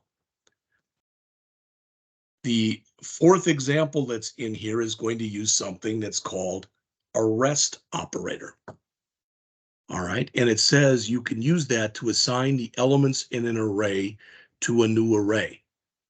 All right. So let's take a look at that one. The rest of these, I'm not saying they're not important. All right. But I want to show you this example with the REST. All right. So what do we have in here? Well, this is a new operator. All right. And what we're assuming in here is we've got some totals that we're starting with, whatever the heck they are. We don't care. All right. But what we want to do is we want to be able to add stuff and then use some, most, or all of what was in there. So you start this out with a ... All right. And I will tell you, when I first went over this stuff too, it was like, what the hell is this? All right. But the point is, if we look on the bottom of the page in the description here, all right, let's just go over all the bullets. First, you can assign the elements in an array to individual elements or variables with const or let followed by that. So that's just grabbing a single element. All right. And that is one way to destructure. But when you destructure an array, you can skip elements. All right. You can also have default elements, When you destructure an array, you can use a rest operator, all right, to assign some elements in an array to another array. Kind of what I just showed you of having both a failure array and a passing array. Now, this is new or fairly new. Anything from ECMAScript 2015 on is considered fairly new. All right, what does that mean? As it says, it can't be used with older browsers. What you're finding is most software packages that do anything when they do work like this with JavaScript are totally throwing away any support for any Internet Explorer other than possibly IE11. But there's still a lot of people, millions, who are using versions 7 and 8, for example, of IE. All right, they've just had it on their machine forever, and this stuff won't work on there. All right. When you destructure an array, the original array is not changed. You're basically grabbing what you want to grab out of there and doing what you want to do with it. All right. That's some of the new stuff. Now, here's some of the old stuff that we talked about earlier. Notice push and pop allow you to add elements to the end of an array. All right. What the heck does that mean? Imagine, because this is usually the example, it's kind of the one they're given here, but back in my day, at least of high school, if I had hot lunch that day, we'd have a whole big stack of trays, and those trays would all be pushed down, and I would grab the top one. The top one was actually the one on the bottom because they put them in there upside down. So that was popping up to me. All right. And when they put new ones in, they pushed in the first new one they put in would go on top of what used to be the top one in there. So that's pushing. So if you want to be able to grab something from an end of an array, you use a pop. If you want to be able to add something to the beginning of an array, it's a push. If you want to go in the other end, all right, unshift lets you add things to the beginning of an array, and shift lets you remove things starting from the beginning of the array. All right. With all of the things that they're showing in here, add, modify, remove, etc., none of them change the array. All right. The one that does change the array typically is slice. That's saying that I'm going to cut off. All right. It won't change the original, but it allows you to cut off what you want. There is another one, I believe, that's called splice that does change it. So there should be a chart on here that goes through the major ones that are in here. Again, not that you'd have to memorize these. All right. But they give you definitions and then some examples of how they're used. All right. Methods that inspect an array or its elements. Okay. This will allow us to go through and check what's in an array. What does that mean? Right? You'll notice there's an index of and a last index, etc. in there. All right. One of the things that allows you to do, it's kind of like working with those string methods that we talked about yesterday. It allows you to see if something exists in an array. All right. And you can typically search either from the front to the back or from the back to the front. All right. There's a bunch of find methods in here. Most of these are fairly new. Find and every and some are new. Look at every and look at some. Every, as it says, that checks to see whether everything in an array meets a certain criteria. So in other words, if I ran the every function on the array I showed you earlier with students, and I was supposing that every student that was in there got a 75 or above, it would return false. If I ran the sum function on it, which just says at least one element must meet the criteria. So if I said, did at least one person pass that test, it would return true. That's pretty much how this kind of stuff is used. All right. And even though, as I mentioned to you earlier, even though in JavaScript, again, unlike most other programming languages, even though it is permissible to have different types of data in an array, you'll still find that a lot of the time, you're going to be having an array that's all numbers or an array that's all strings, etc. All right. There is a sort method. Okay. There's not actually a reverse method. But if you run sort and then you run reverse on it, okay, that'll do the same thing. Now, that's the way it was for a while. There actually now is a reverse sort that you can use. I'm not going to go over it right now. All right. But the ones that are in here, we talked a little bit about flat before, but map is a new one. All right. So, okay, give me an example. What if I had an array and that array had in it 10,000 numbers? They were all sorts of numbers. They could be any number between 1 and 1 million. And I wanted it to come back and tell me every single number that was in that array that was a prime number. All right. In other words, it was only divisible by itself and 1. I could run a map function on there and it would go through the array and it would check every array element. And every time it found a prime number, we could put it in an array that, for example, we called primes. That one, map, is used, I mean, in tons of places. All right. So now there's a test scores application. We've seen this kind of thing before. All right, where you can keep adding scores. Okay, but this is not exactly the same as what I showed you before, but the ideas are the same.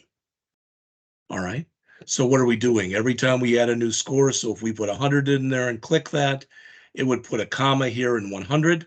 It would add these up, plus the 100, divide by 5, and it would have a new average.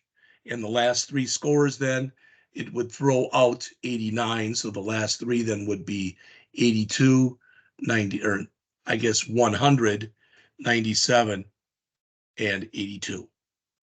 So again, not a very difficult interface. And even the JavaScript that's in here is not that hard.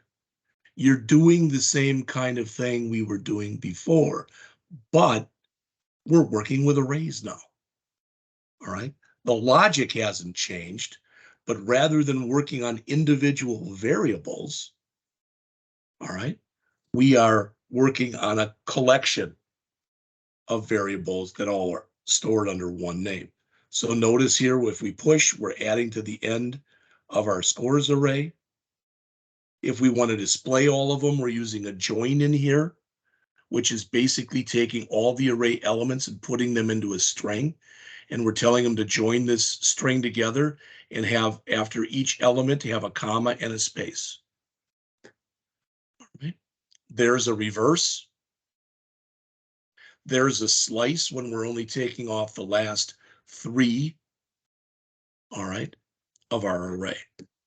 So there's a lot of ways that this stuff is used.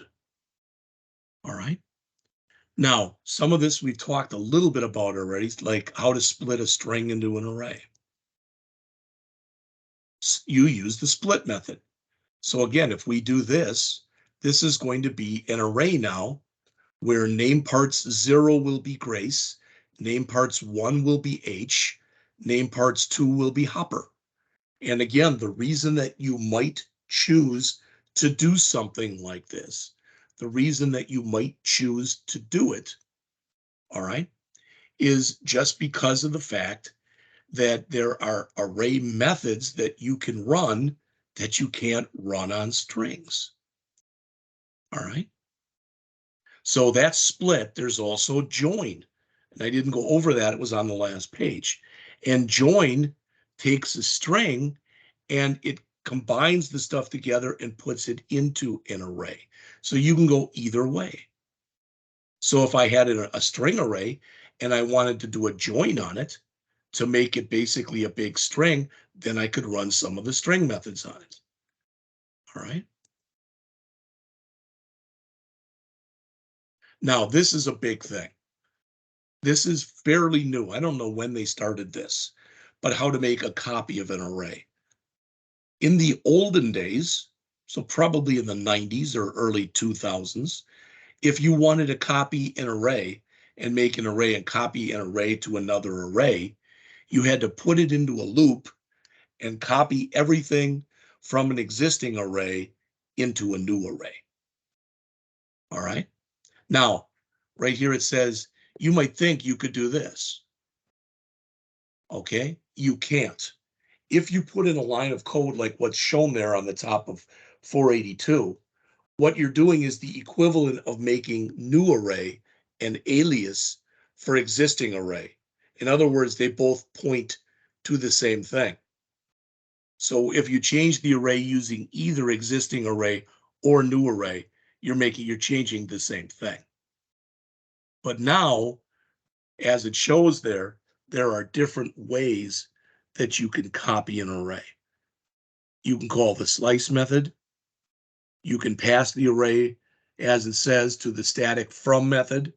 You can destructure the array with rest, and you can use an array literal. And they show examples of each one of these. And again, the key takeaway from this is you can do it with one line of code.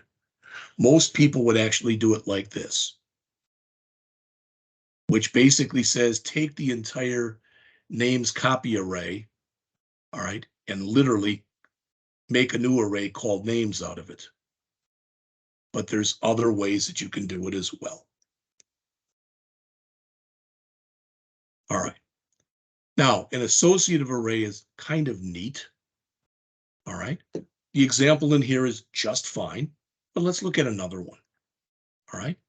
Let's suppose that I come in here and I do this, and I say let, and I'm going to make something here that I'm going to call Midwest States. I'm going to say equal. And again, I guess that you were supposed to use brackets and not curly braces like I used. So let's put in here Missouri, Illinois, Wisconsin, and we'll put in one more. We'll say Michigan. Now, if we had this, let's say that we did this first. Let's say we just said let Midwest States. So I'll call it Midwest States 2. Okay, we could have done that and said equal, bracket, bracket, and then said Midwest States 1 equal, I'm sorry, 0 equal Missouri. And we could do 1 and 2 and 3, and it'd be fine. All right. And if you look at these, they're not really in any kind of order. They're not in alphabetic order. They might be in your order of favorite or least favorite states, but that doesn't really mean anything. So what if I didn't want to do it like this? All right. Well, one thing I could do is when I'm doing this, I could create what's called an associative array. I could come in here and do this. All right. And then let me just copy this down 3 times. So then we'd have IL, and we'd have WI, and we'd have, I don't know, I think it's MI, I don't know. All right, and then this would be Illinois,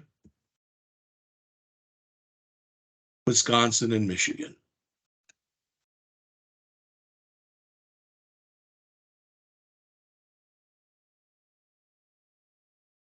In the first example, when we did it this way, all right, the array indexes are 0, 1, 2, and 3. And in many ways, they would be referred to as being unintelligible. In other words, what does the 0 mean?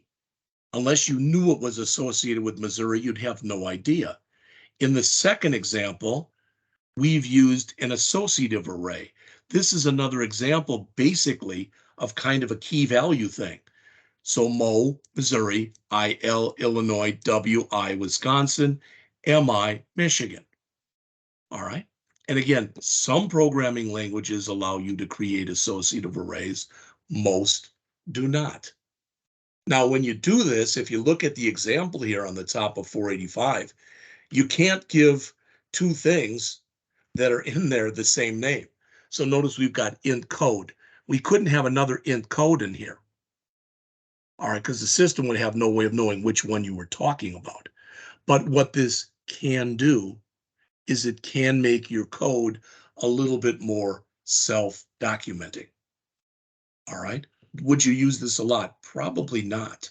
But in the right circumstance, again, okay, it would make this much easier to understand. There's a few caveats and things you got to worry about. I'm not going to go over them. I showed you basically how it would be used. You can also create an array of arrays. Most people would say, well, what the heck is an array of arrays?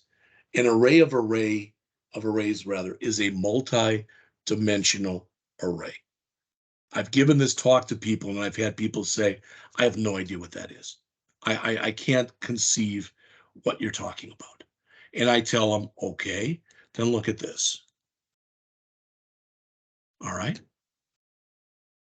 And I say, do you understand what this is? And they say, yeah, it's a spreadsheet. What about it?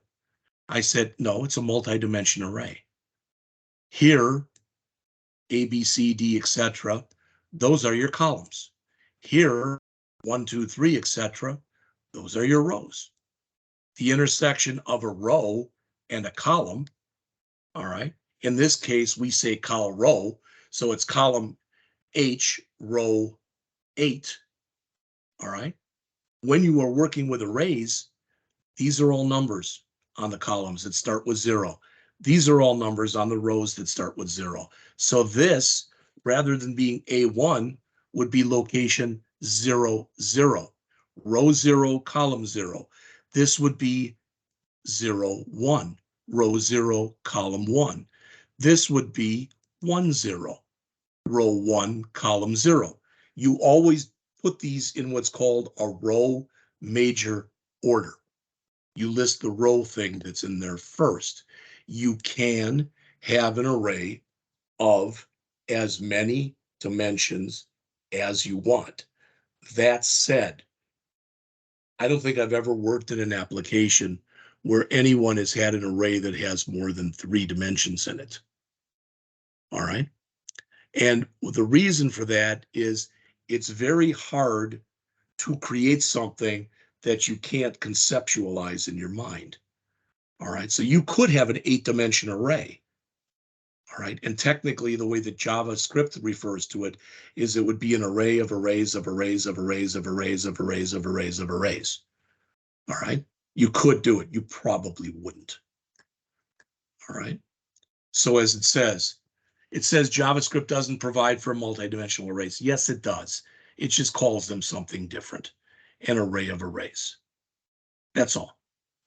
And when you work on this, it's a little funky the way that it's set up, but yes, you can work with these if you want to. All right, now we're getting near the end of the chapter here, but this thing here that says how to convert an array to JSON and back, right now it probably will make no sense to you. And if you go out to here, json.com, well, I thought that was it. Maybe it's json.org. Yes, it is. You're going to be nothing probably but confused by going through this. But what JSON is it's Java, it is JavaScript object notation. All right.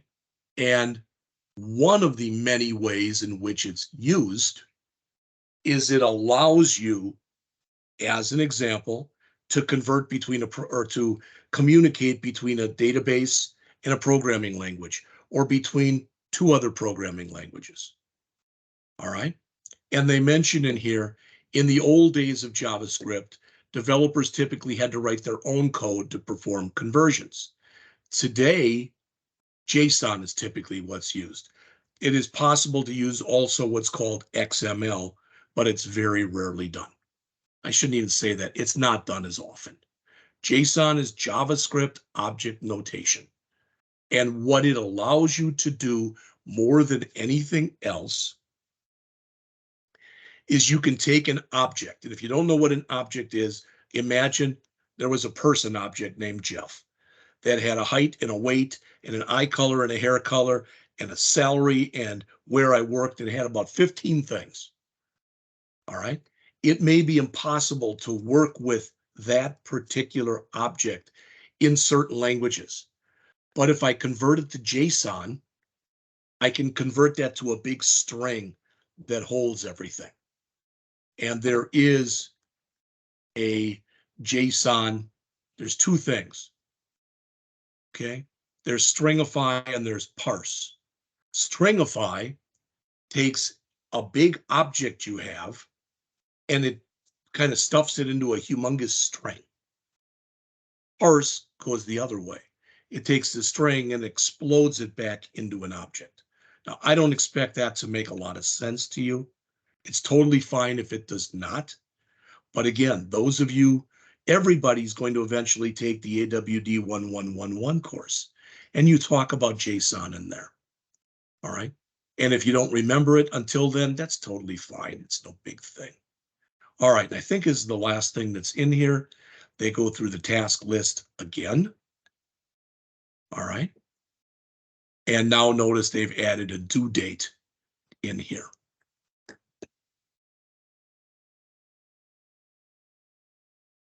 And when we go in, I'm not going to go through any of this. All right. Like I said, they've added that, and that's fine. All right. Now, this is the last thing that's in the chapter, I believe, and that is working with sets and maps. Again, this is fairly new stuff. I know I said I'd give you a break at 10:17. Let's just finish this because we've only got a few pages left. All right, then we'll take a break. It says, so far the chapter has shown how to use the array type with working with collections of data. The data type is optimal when you want to keep elements in a sequential order. However, it's not always optimal. So you might want to use sets and maps. All right. Notice what it says. Like an array, a set is an object that contains 0 or more elements. But every value in a set must be unique. So in other words, the example that I gave you before with those test scores works fine as an array. But if I had two people who both got a 75, all right, only one of them would be stored if I was using a set. All right, so this works really well when you're looking for unique values. All right, and what it does is it associates each value with a key. In other words, it is using key value pairs. All right. And then it has a bunch of different operations that you can use to work with these. All right. Now, one of the main ones that's in here, and I'm just bringing it up again, this is stuff you'll see in the future, is almost smack dab in the middle there, for each. So when you're iterating or working your way through a set, you don't use a for loop, you use a for each loop. Now, this semester, in my afternoon class, we are, it's the AWD1115 class, and we're writing C# applications to run on the web. And when we do that, where we are now is we're working with databases. And as we're iterating or working our way through a database, what we use 100% of the time to iterate through are for each loops. So again, what I'm telling you is that this stuff is not going to go away. All right. So as mentioned there, a set can store 0 or more elements where each element has a unique value. To create a set, you use the set constructor. That's not an array. All right. A set has less functionality than an array has, but you can convert a set to an array. Can't go the other way, not necessarily, unless you're going to throw out duplicate values.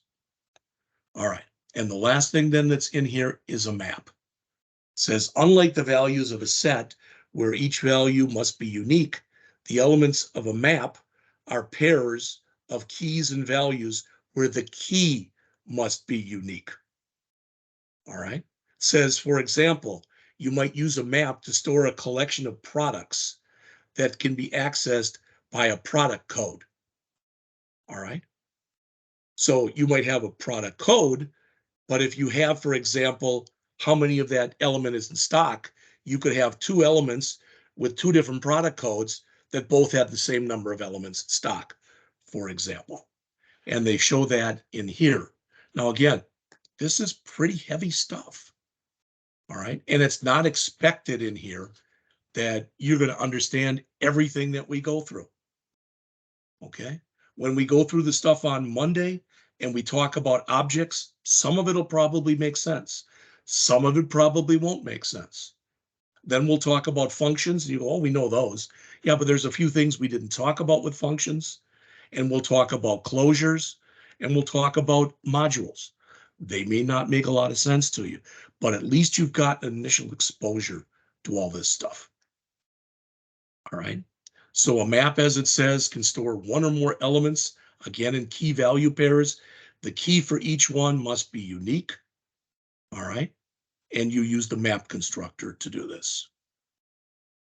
And that's it. So what I'm going to do, it is 10:22. Let's take a break till 10:35. And during this break time, I'm going to send you everything I promised I was going to send you. So I'm going to send you both programs that we're going to look at after the break. And I'm going to send you that one article, and I'm going to send you that thing from developer.mozilla.org. I'm going to do that right now. So let's come back, please, at 10:35.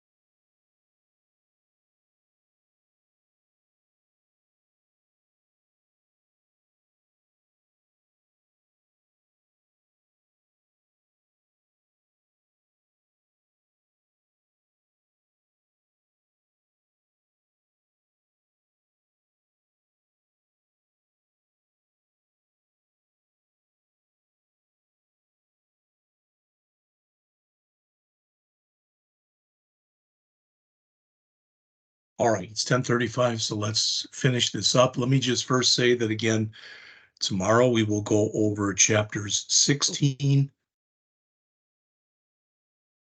17. I'll give you a fairly working with objects, and then we'll talk about functions, closures, and modules. Then on Monday, it'll be Ajax and a little bit on Node. On Monday, some of the class will be repetitious from things we've done before. I'm going to show you again how those of you where this is your first class, I will show you how you can create an electronic portfolio, which you must do by the end of the semester, and how you can actually put it out there on GitHub pages so other people can look at it. All right, so we'll talk about that. Like I said, that'll be next week. All right. So during the break, I sent you this zip folder called Array Miscellaneous, and I'm going to go over the two examples quickly right now. We're not going to spend much time on this, but it has that thing from Mozilla Developer Network, that 20-page document on arrays, and also the other one that I showed you that's got some of the newer stuff in it. Now, when I wrote these, they're a few years old. I went and copied them, so the dates may look newer, but they're not. All right, so with these examples, all right, it's basically the same example, but the first one, you just do everything. The second one, what we do is we put up a very simple interface where we ask the user what you want to do. All right, so let me bring up the first one. I'll bring it up in code. Now, just so you know, the index has virtually nothing in it except I put a button in. All right. Now you can do this, and what the program will run once you click the button, and the button is just going to have on it run program. And I've also put very, very, very simplistic CSS in here that just styled the background and the button. So there's really not much to this, is what I'm telling you. But what I want to show you here is the JavaScript. All right. As you can see, there are quite a few. There's quite a bit of documentation in here. All right. It says rather than presenting a user with a menu that allows them to do different things, and this is what the second program will allow you to do, to enter one of those values. Instead, each function is automatically called. In other words, when the program starts to run, it's just going to call all these things one at a time. So what do we have in here? All right. Well, you'll notice one thing, and I didn't talk about this before, but we're making an array with 25 elements in it. So I could have put in here 25, and I could have put in here 25, or even left them blank. But quite often, when you know you're going to have an array that's going to be a certain size, you make a constant of that size. Again, you don't have to do that. Plus, I didn't use the bracket, I used the new array. As I mentioned to you, these programs are a little bit older. All right, I can't tell you, I would say I wrote these probably 3 or 4 years ago. All right. All right, so we've got all that. Choice, notice it says the copy of the original numbers array. And this will add up 25 elements. This will give you the average of 25 elements. So notice it's just calling a bunch of different things. The first one is called create new array. And what that's going to do is create an array with 25 random numbers in it, each number being between 1 and 100. All right. Then we call display array, and that'll show the original array. Then we will sort the array in ascending order, A to Z or 1 to 10 or 1 to 9, however you want to look at it. Then we'll sort it again in descending order. So Z to A or 9 to 1. Then we'll find the smallest element, the largest element, the sum of all the elements, and the average of all the elements. This is a program, just so you know, I tend to do this almost every semester in different languages. So if you will be in the C# class in spring, you'll see this program again, but you'll see it done in C#. All right, it'll be a little bit more, we'll use a GUI in there, a graphical user interface, so it'll look a little nicer. All right, so what are we doing here? we're doing two things. I used just the old-fashioned for loop for everything. So we're going through 25 times, and we've got this array called numbers original, and it is putting a random number between 1 and 100 in each one of those locations. And after we do that, we copy what was just put in there to its equivalent in numbers.copy or numbers copy. There's two arrays in here, numbers original, numbers copy. Why are there two arrays? I kept the original, so I have the original, the stuff in original order. But then I copy them in, and that's the one that I work with. So this one, this numbers copy, that is the one that I find the biggest or the smallest, or I sort it in ascending, or I sort it in descending, etc. Again, you'll notice there's a lot of, probably still not enough, but there's quite a bit of documentation in here. All right, so this will display an array. I have what I call the array is which one do I want to display, and in what order do I want to display it. All right, so sometimes it'll say something like the array in ascending order, or it'll say the array in descending order. All right. You'll notice there's some other stuff in here we haven't done a lot of. Again, I don't have to initialize this for loop. All right. Also, I made a variable. I don't want to go till the end, so I made a variable called size -1. Did I need to do that? No. Instead of saying this, I could have said LCV equals size -1. There's always a lot of different ways of doing the same thing. All right, but these are just a couple of them. All right, then we sort this array in ascending order. Now, it's kind of weird. You've actually got to go out. You've actually got to go out to the W3 school site for this to make sense. All right. When you do this, it does a comparison of each number, but it starts at the beginning and it goes to the end, and it puts everything in sorted order. Okay. When you do it this way, it does it the other way. So instead of putting it in ascending order, it puts it in descending order. Did I have to do that? The answer is no. After I put it in ascending order, I could have run what's called the reverse method on it. So instead of this, I could have said dot reverse, and then I wouldn't have needed any of this stuff. All right. It's going to set it up in ascending order. This is going to set it up in descending order. So I'll have my 25 numbers, either 1 through 100 or 100 through 1. This is very similar to what I showed you earlier. Notice I sort them into order. Once I've sorted them into order, I might as well grab the first one. I could have done what I showed you before. In other words, I could have gone back, and as I showed you earlier, we could have done this to figure out the lowest and to figure out the highest. We could have done that. It would have worked just fine. But if I've already sorted them in ascending order, the smallest one is on top. If I've already sorted them in descending order, the largest one is on top. All right.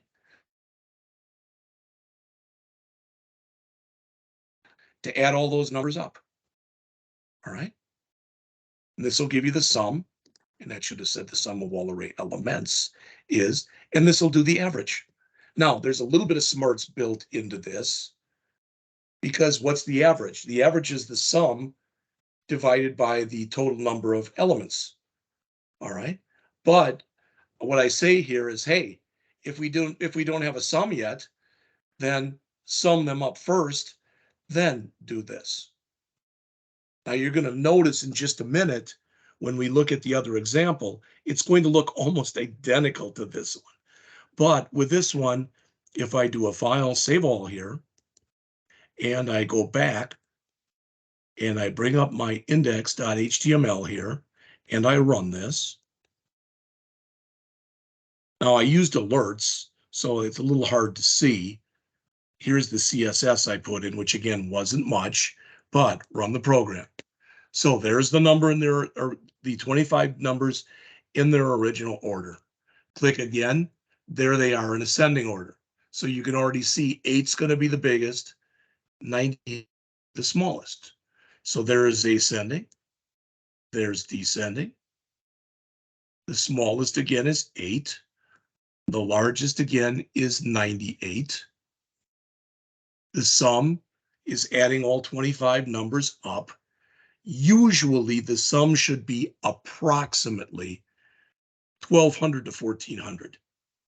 All right, it should be somewhere in that range. So when you get the average, it's somewhere between 45 and maybe 55 or so. So you saw that. If I come back and refresh and run it again, I get all new numbers. So 2 is now my smallest. 87 is now my largest. Again, the sum is 1105, so the average is 44.26.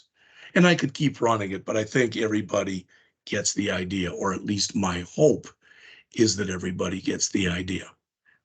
All right, so that's the first one. Now with the second one, and as I mentioned, it'll look very similar to the one we just looked at. So let me close this.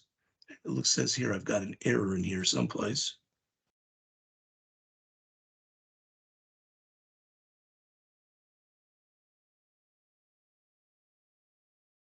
Body. Oh, I didn't put an ending HTML tag in. There we go. So let me save that. All right, so let's look at the other one then. So I'll bring up array example 2, and I'll bring that up also in code. And like I said, you're going to notice this is virtually identical. So you know, and I'm even missing an HTML tag again. All right, so there's that. The CSS, I believe, is identical. All right, so the only thing that's different is the JavaScript. Now it does have a menu in here. So it lets you go in and do whatever it is you want to do. So the menu was written longhand, so it's pretty ugly. So notice you can put in from 0 to 8. All right. If you put in a 0, it ends the program. 1 generates a new array. 2 is original order. 3 is ascending. 4 is descending. 5 is the smallest. 6 is the largest. 7 is the sum, and 8 is the average. All right. There's a little bit of smarts built into this. So notice if you put something non-numeric, or you put in something less than 0, or you put in something greater than 8, I just call this show menu. All I do is I call it again. Once you put in a value between 0 and 8, we're calling call correct method. What is that? It's a big switch. So if it's a 0, we're just going to return. There's nothing else to do. If it's a 1, all right, that's displaying our original array. If it's creating a new array, then displaying it. If it's a 2, it's just displaying the original. If it's the 3, it's putting them in ascending order. If it's a 4, in descending order. If it's a 5, the smallest element, a 6, the largest, a 7, the sum, and an 8, the average. If you put in anything else, it'll just tell you to show the menu again. So this is virtually identical to what I just showed you a minute ago. So it is generating 25 random numbers each between 1 and 100, and putting them into an array called numbers original. And as it's putting them in, it's copying the value in that array location into the same array location in numbers copy. So nothing else, nothing new there. This again is the same as it was set up before. All right. Now, what you may or may not have noticed here is, let's see, I think I was smart enough to do this. Nope, maybe I wasn't. So show menu, all right, 0, create. All right, I'm going to run this a little later and see if it gives me an error. It's possible that it will. So ascending is here, so do that sort. Now, you don't have to even do it like this. There's different sorts. And I think I mentioned this to you before, but I do want to say it again, and that is this.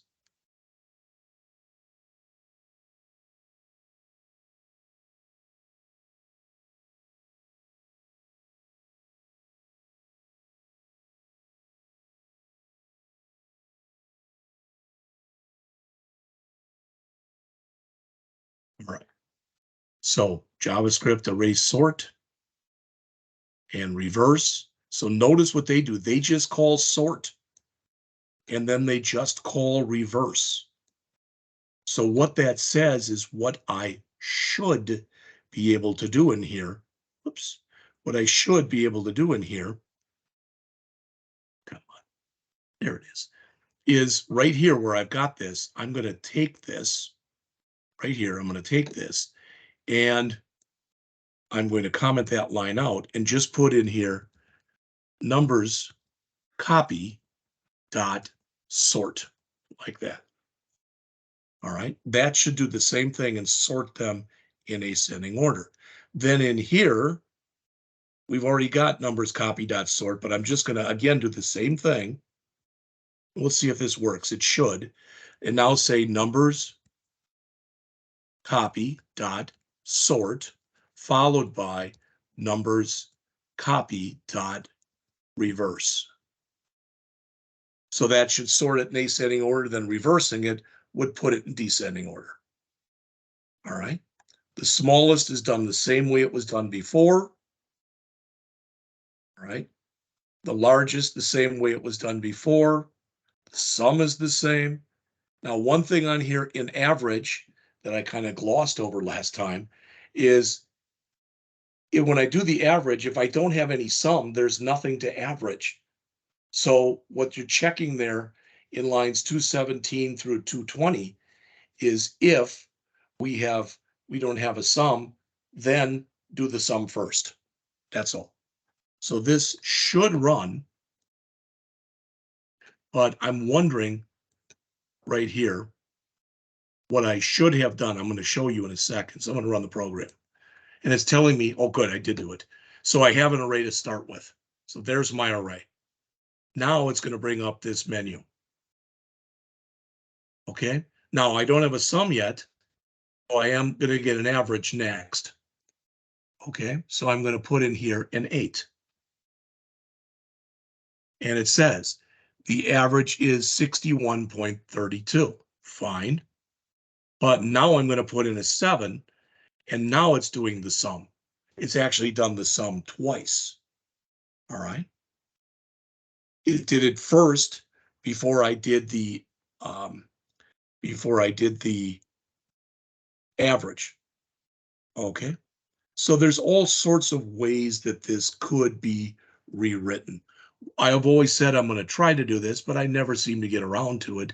But if I can, what I'd like to do is rewrite this and use some of the more up-to-date types of functions on here. But again, what you see is when I do this, I'm not going to put in a 0 because that'll end the program, but there's a 1. So there's the array in original order. There's a 2.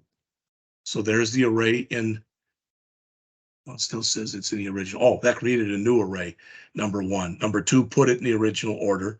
Number 3, now it's ascending. And where I said ascending, looks like it's not ascending. Let's try a 4. That's not working. So the ascending, those sorts are not working. All right, let's go back to where we put those sorts. So let me stop the run here and put them back to the way they were. So that seems to say that just doing a sort like that won't work with numbers. All right, I wasn't aware if it would or would not work, but whoops, wrong one.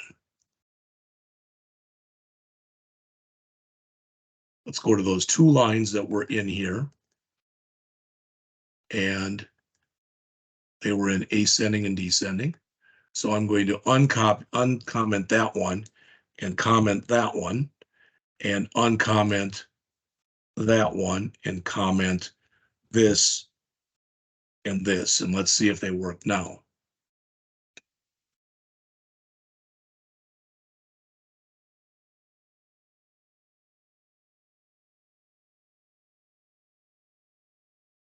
Here they are in original order. They are in ascending order now. They are in descending order now. So 6 should be the smallest, 95 the biggest. All right. And again, we should be able to go in and add them. 13, 13. And we should be able to divide them. 52.52. I probably have run this program or an equivalent of it literally probably at least a couple hundred times. I think one time I actually had it where the sum was 1250 and the average was 50.0. All right. So I mean, that's pretty much it. All right. I could put a number that's out, or I can put in something non-numeric and it doesn't take it. I can put in a number that's less than 0 or a number that's greater than 8, and it just reproduces the menu. All right. Okay. So again, one last time, because we're just about finished. Oh, it's hanging up there, but it is. All right. So for tomorrow, we're going to kind of do it the same way that we did it today. And what I mean by that is in this, in this. So tomorrow, we will go over chapters 16 and 17. 16 is all about objects. All right. Notice they even go back and use a couple of the things we've already done. The difference between miles per gallon and trip is they ask you how much gas you used and how much it was per gallon or something like that. All right. When we get done with that, we'll go into chapter 17. And notice that's in the last section of the book, take it to a new level. And we will talk about functions, closures, and modules. Don't let this confuse you as far as you look in here and you're like, well, wait a minute, we already talked about slideshow and whatever. Yes, we did. But we're going to talk, like I said, about the this keyword, closures, ifs that are in here. All right. And a few other things. Okay. All right. That's really all I had. Thanks for sticking around, those of you who did. I will talk to you tomorrow, and I will see you at 8:05. Have a good rest of the day. Thank you.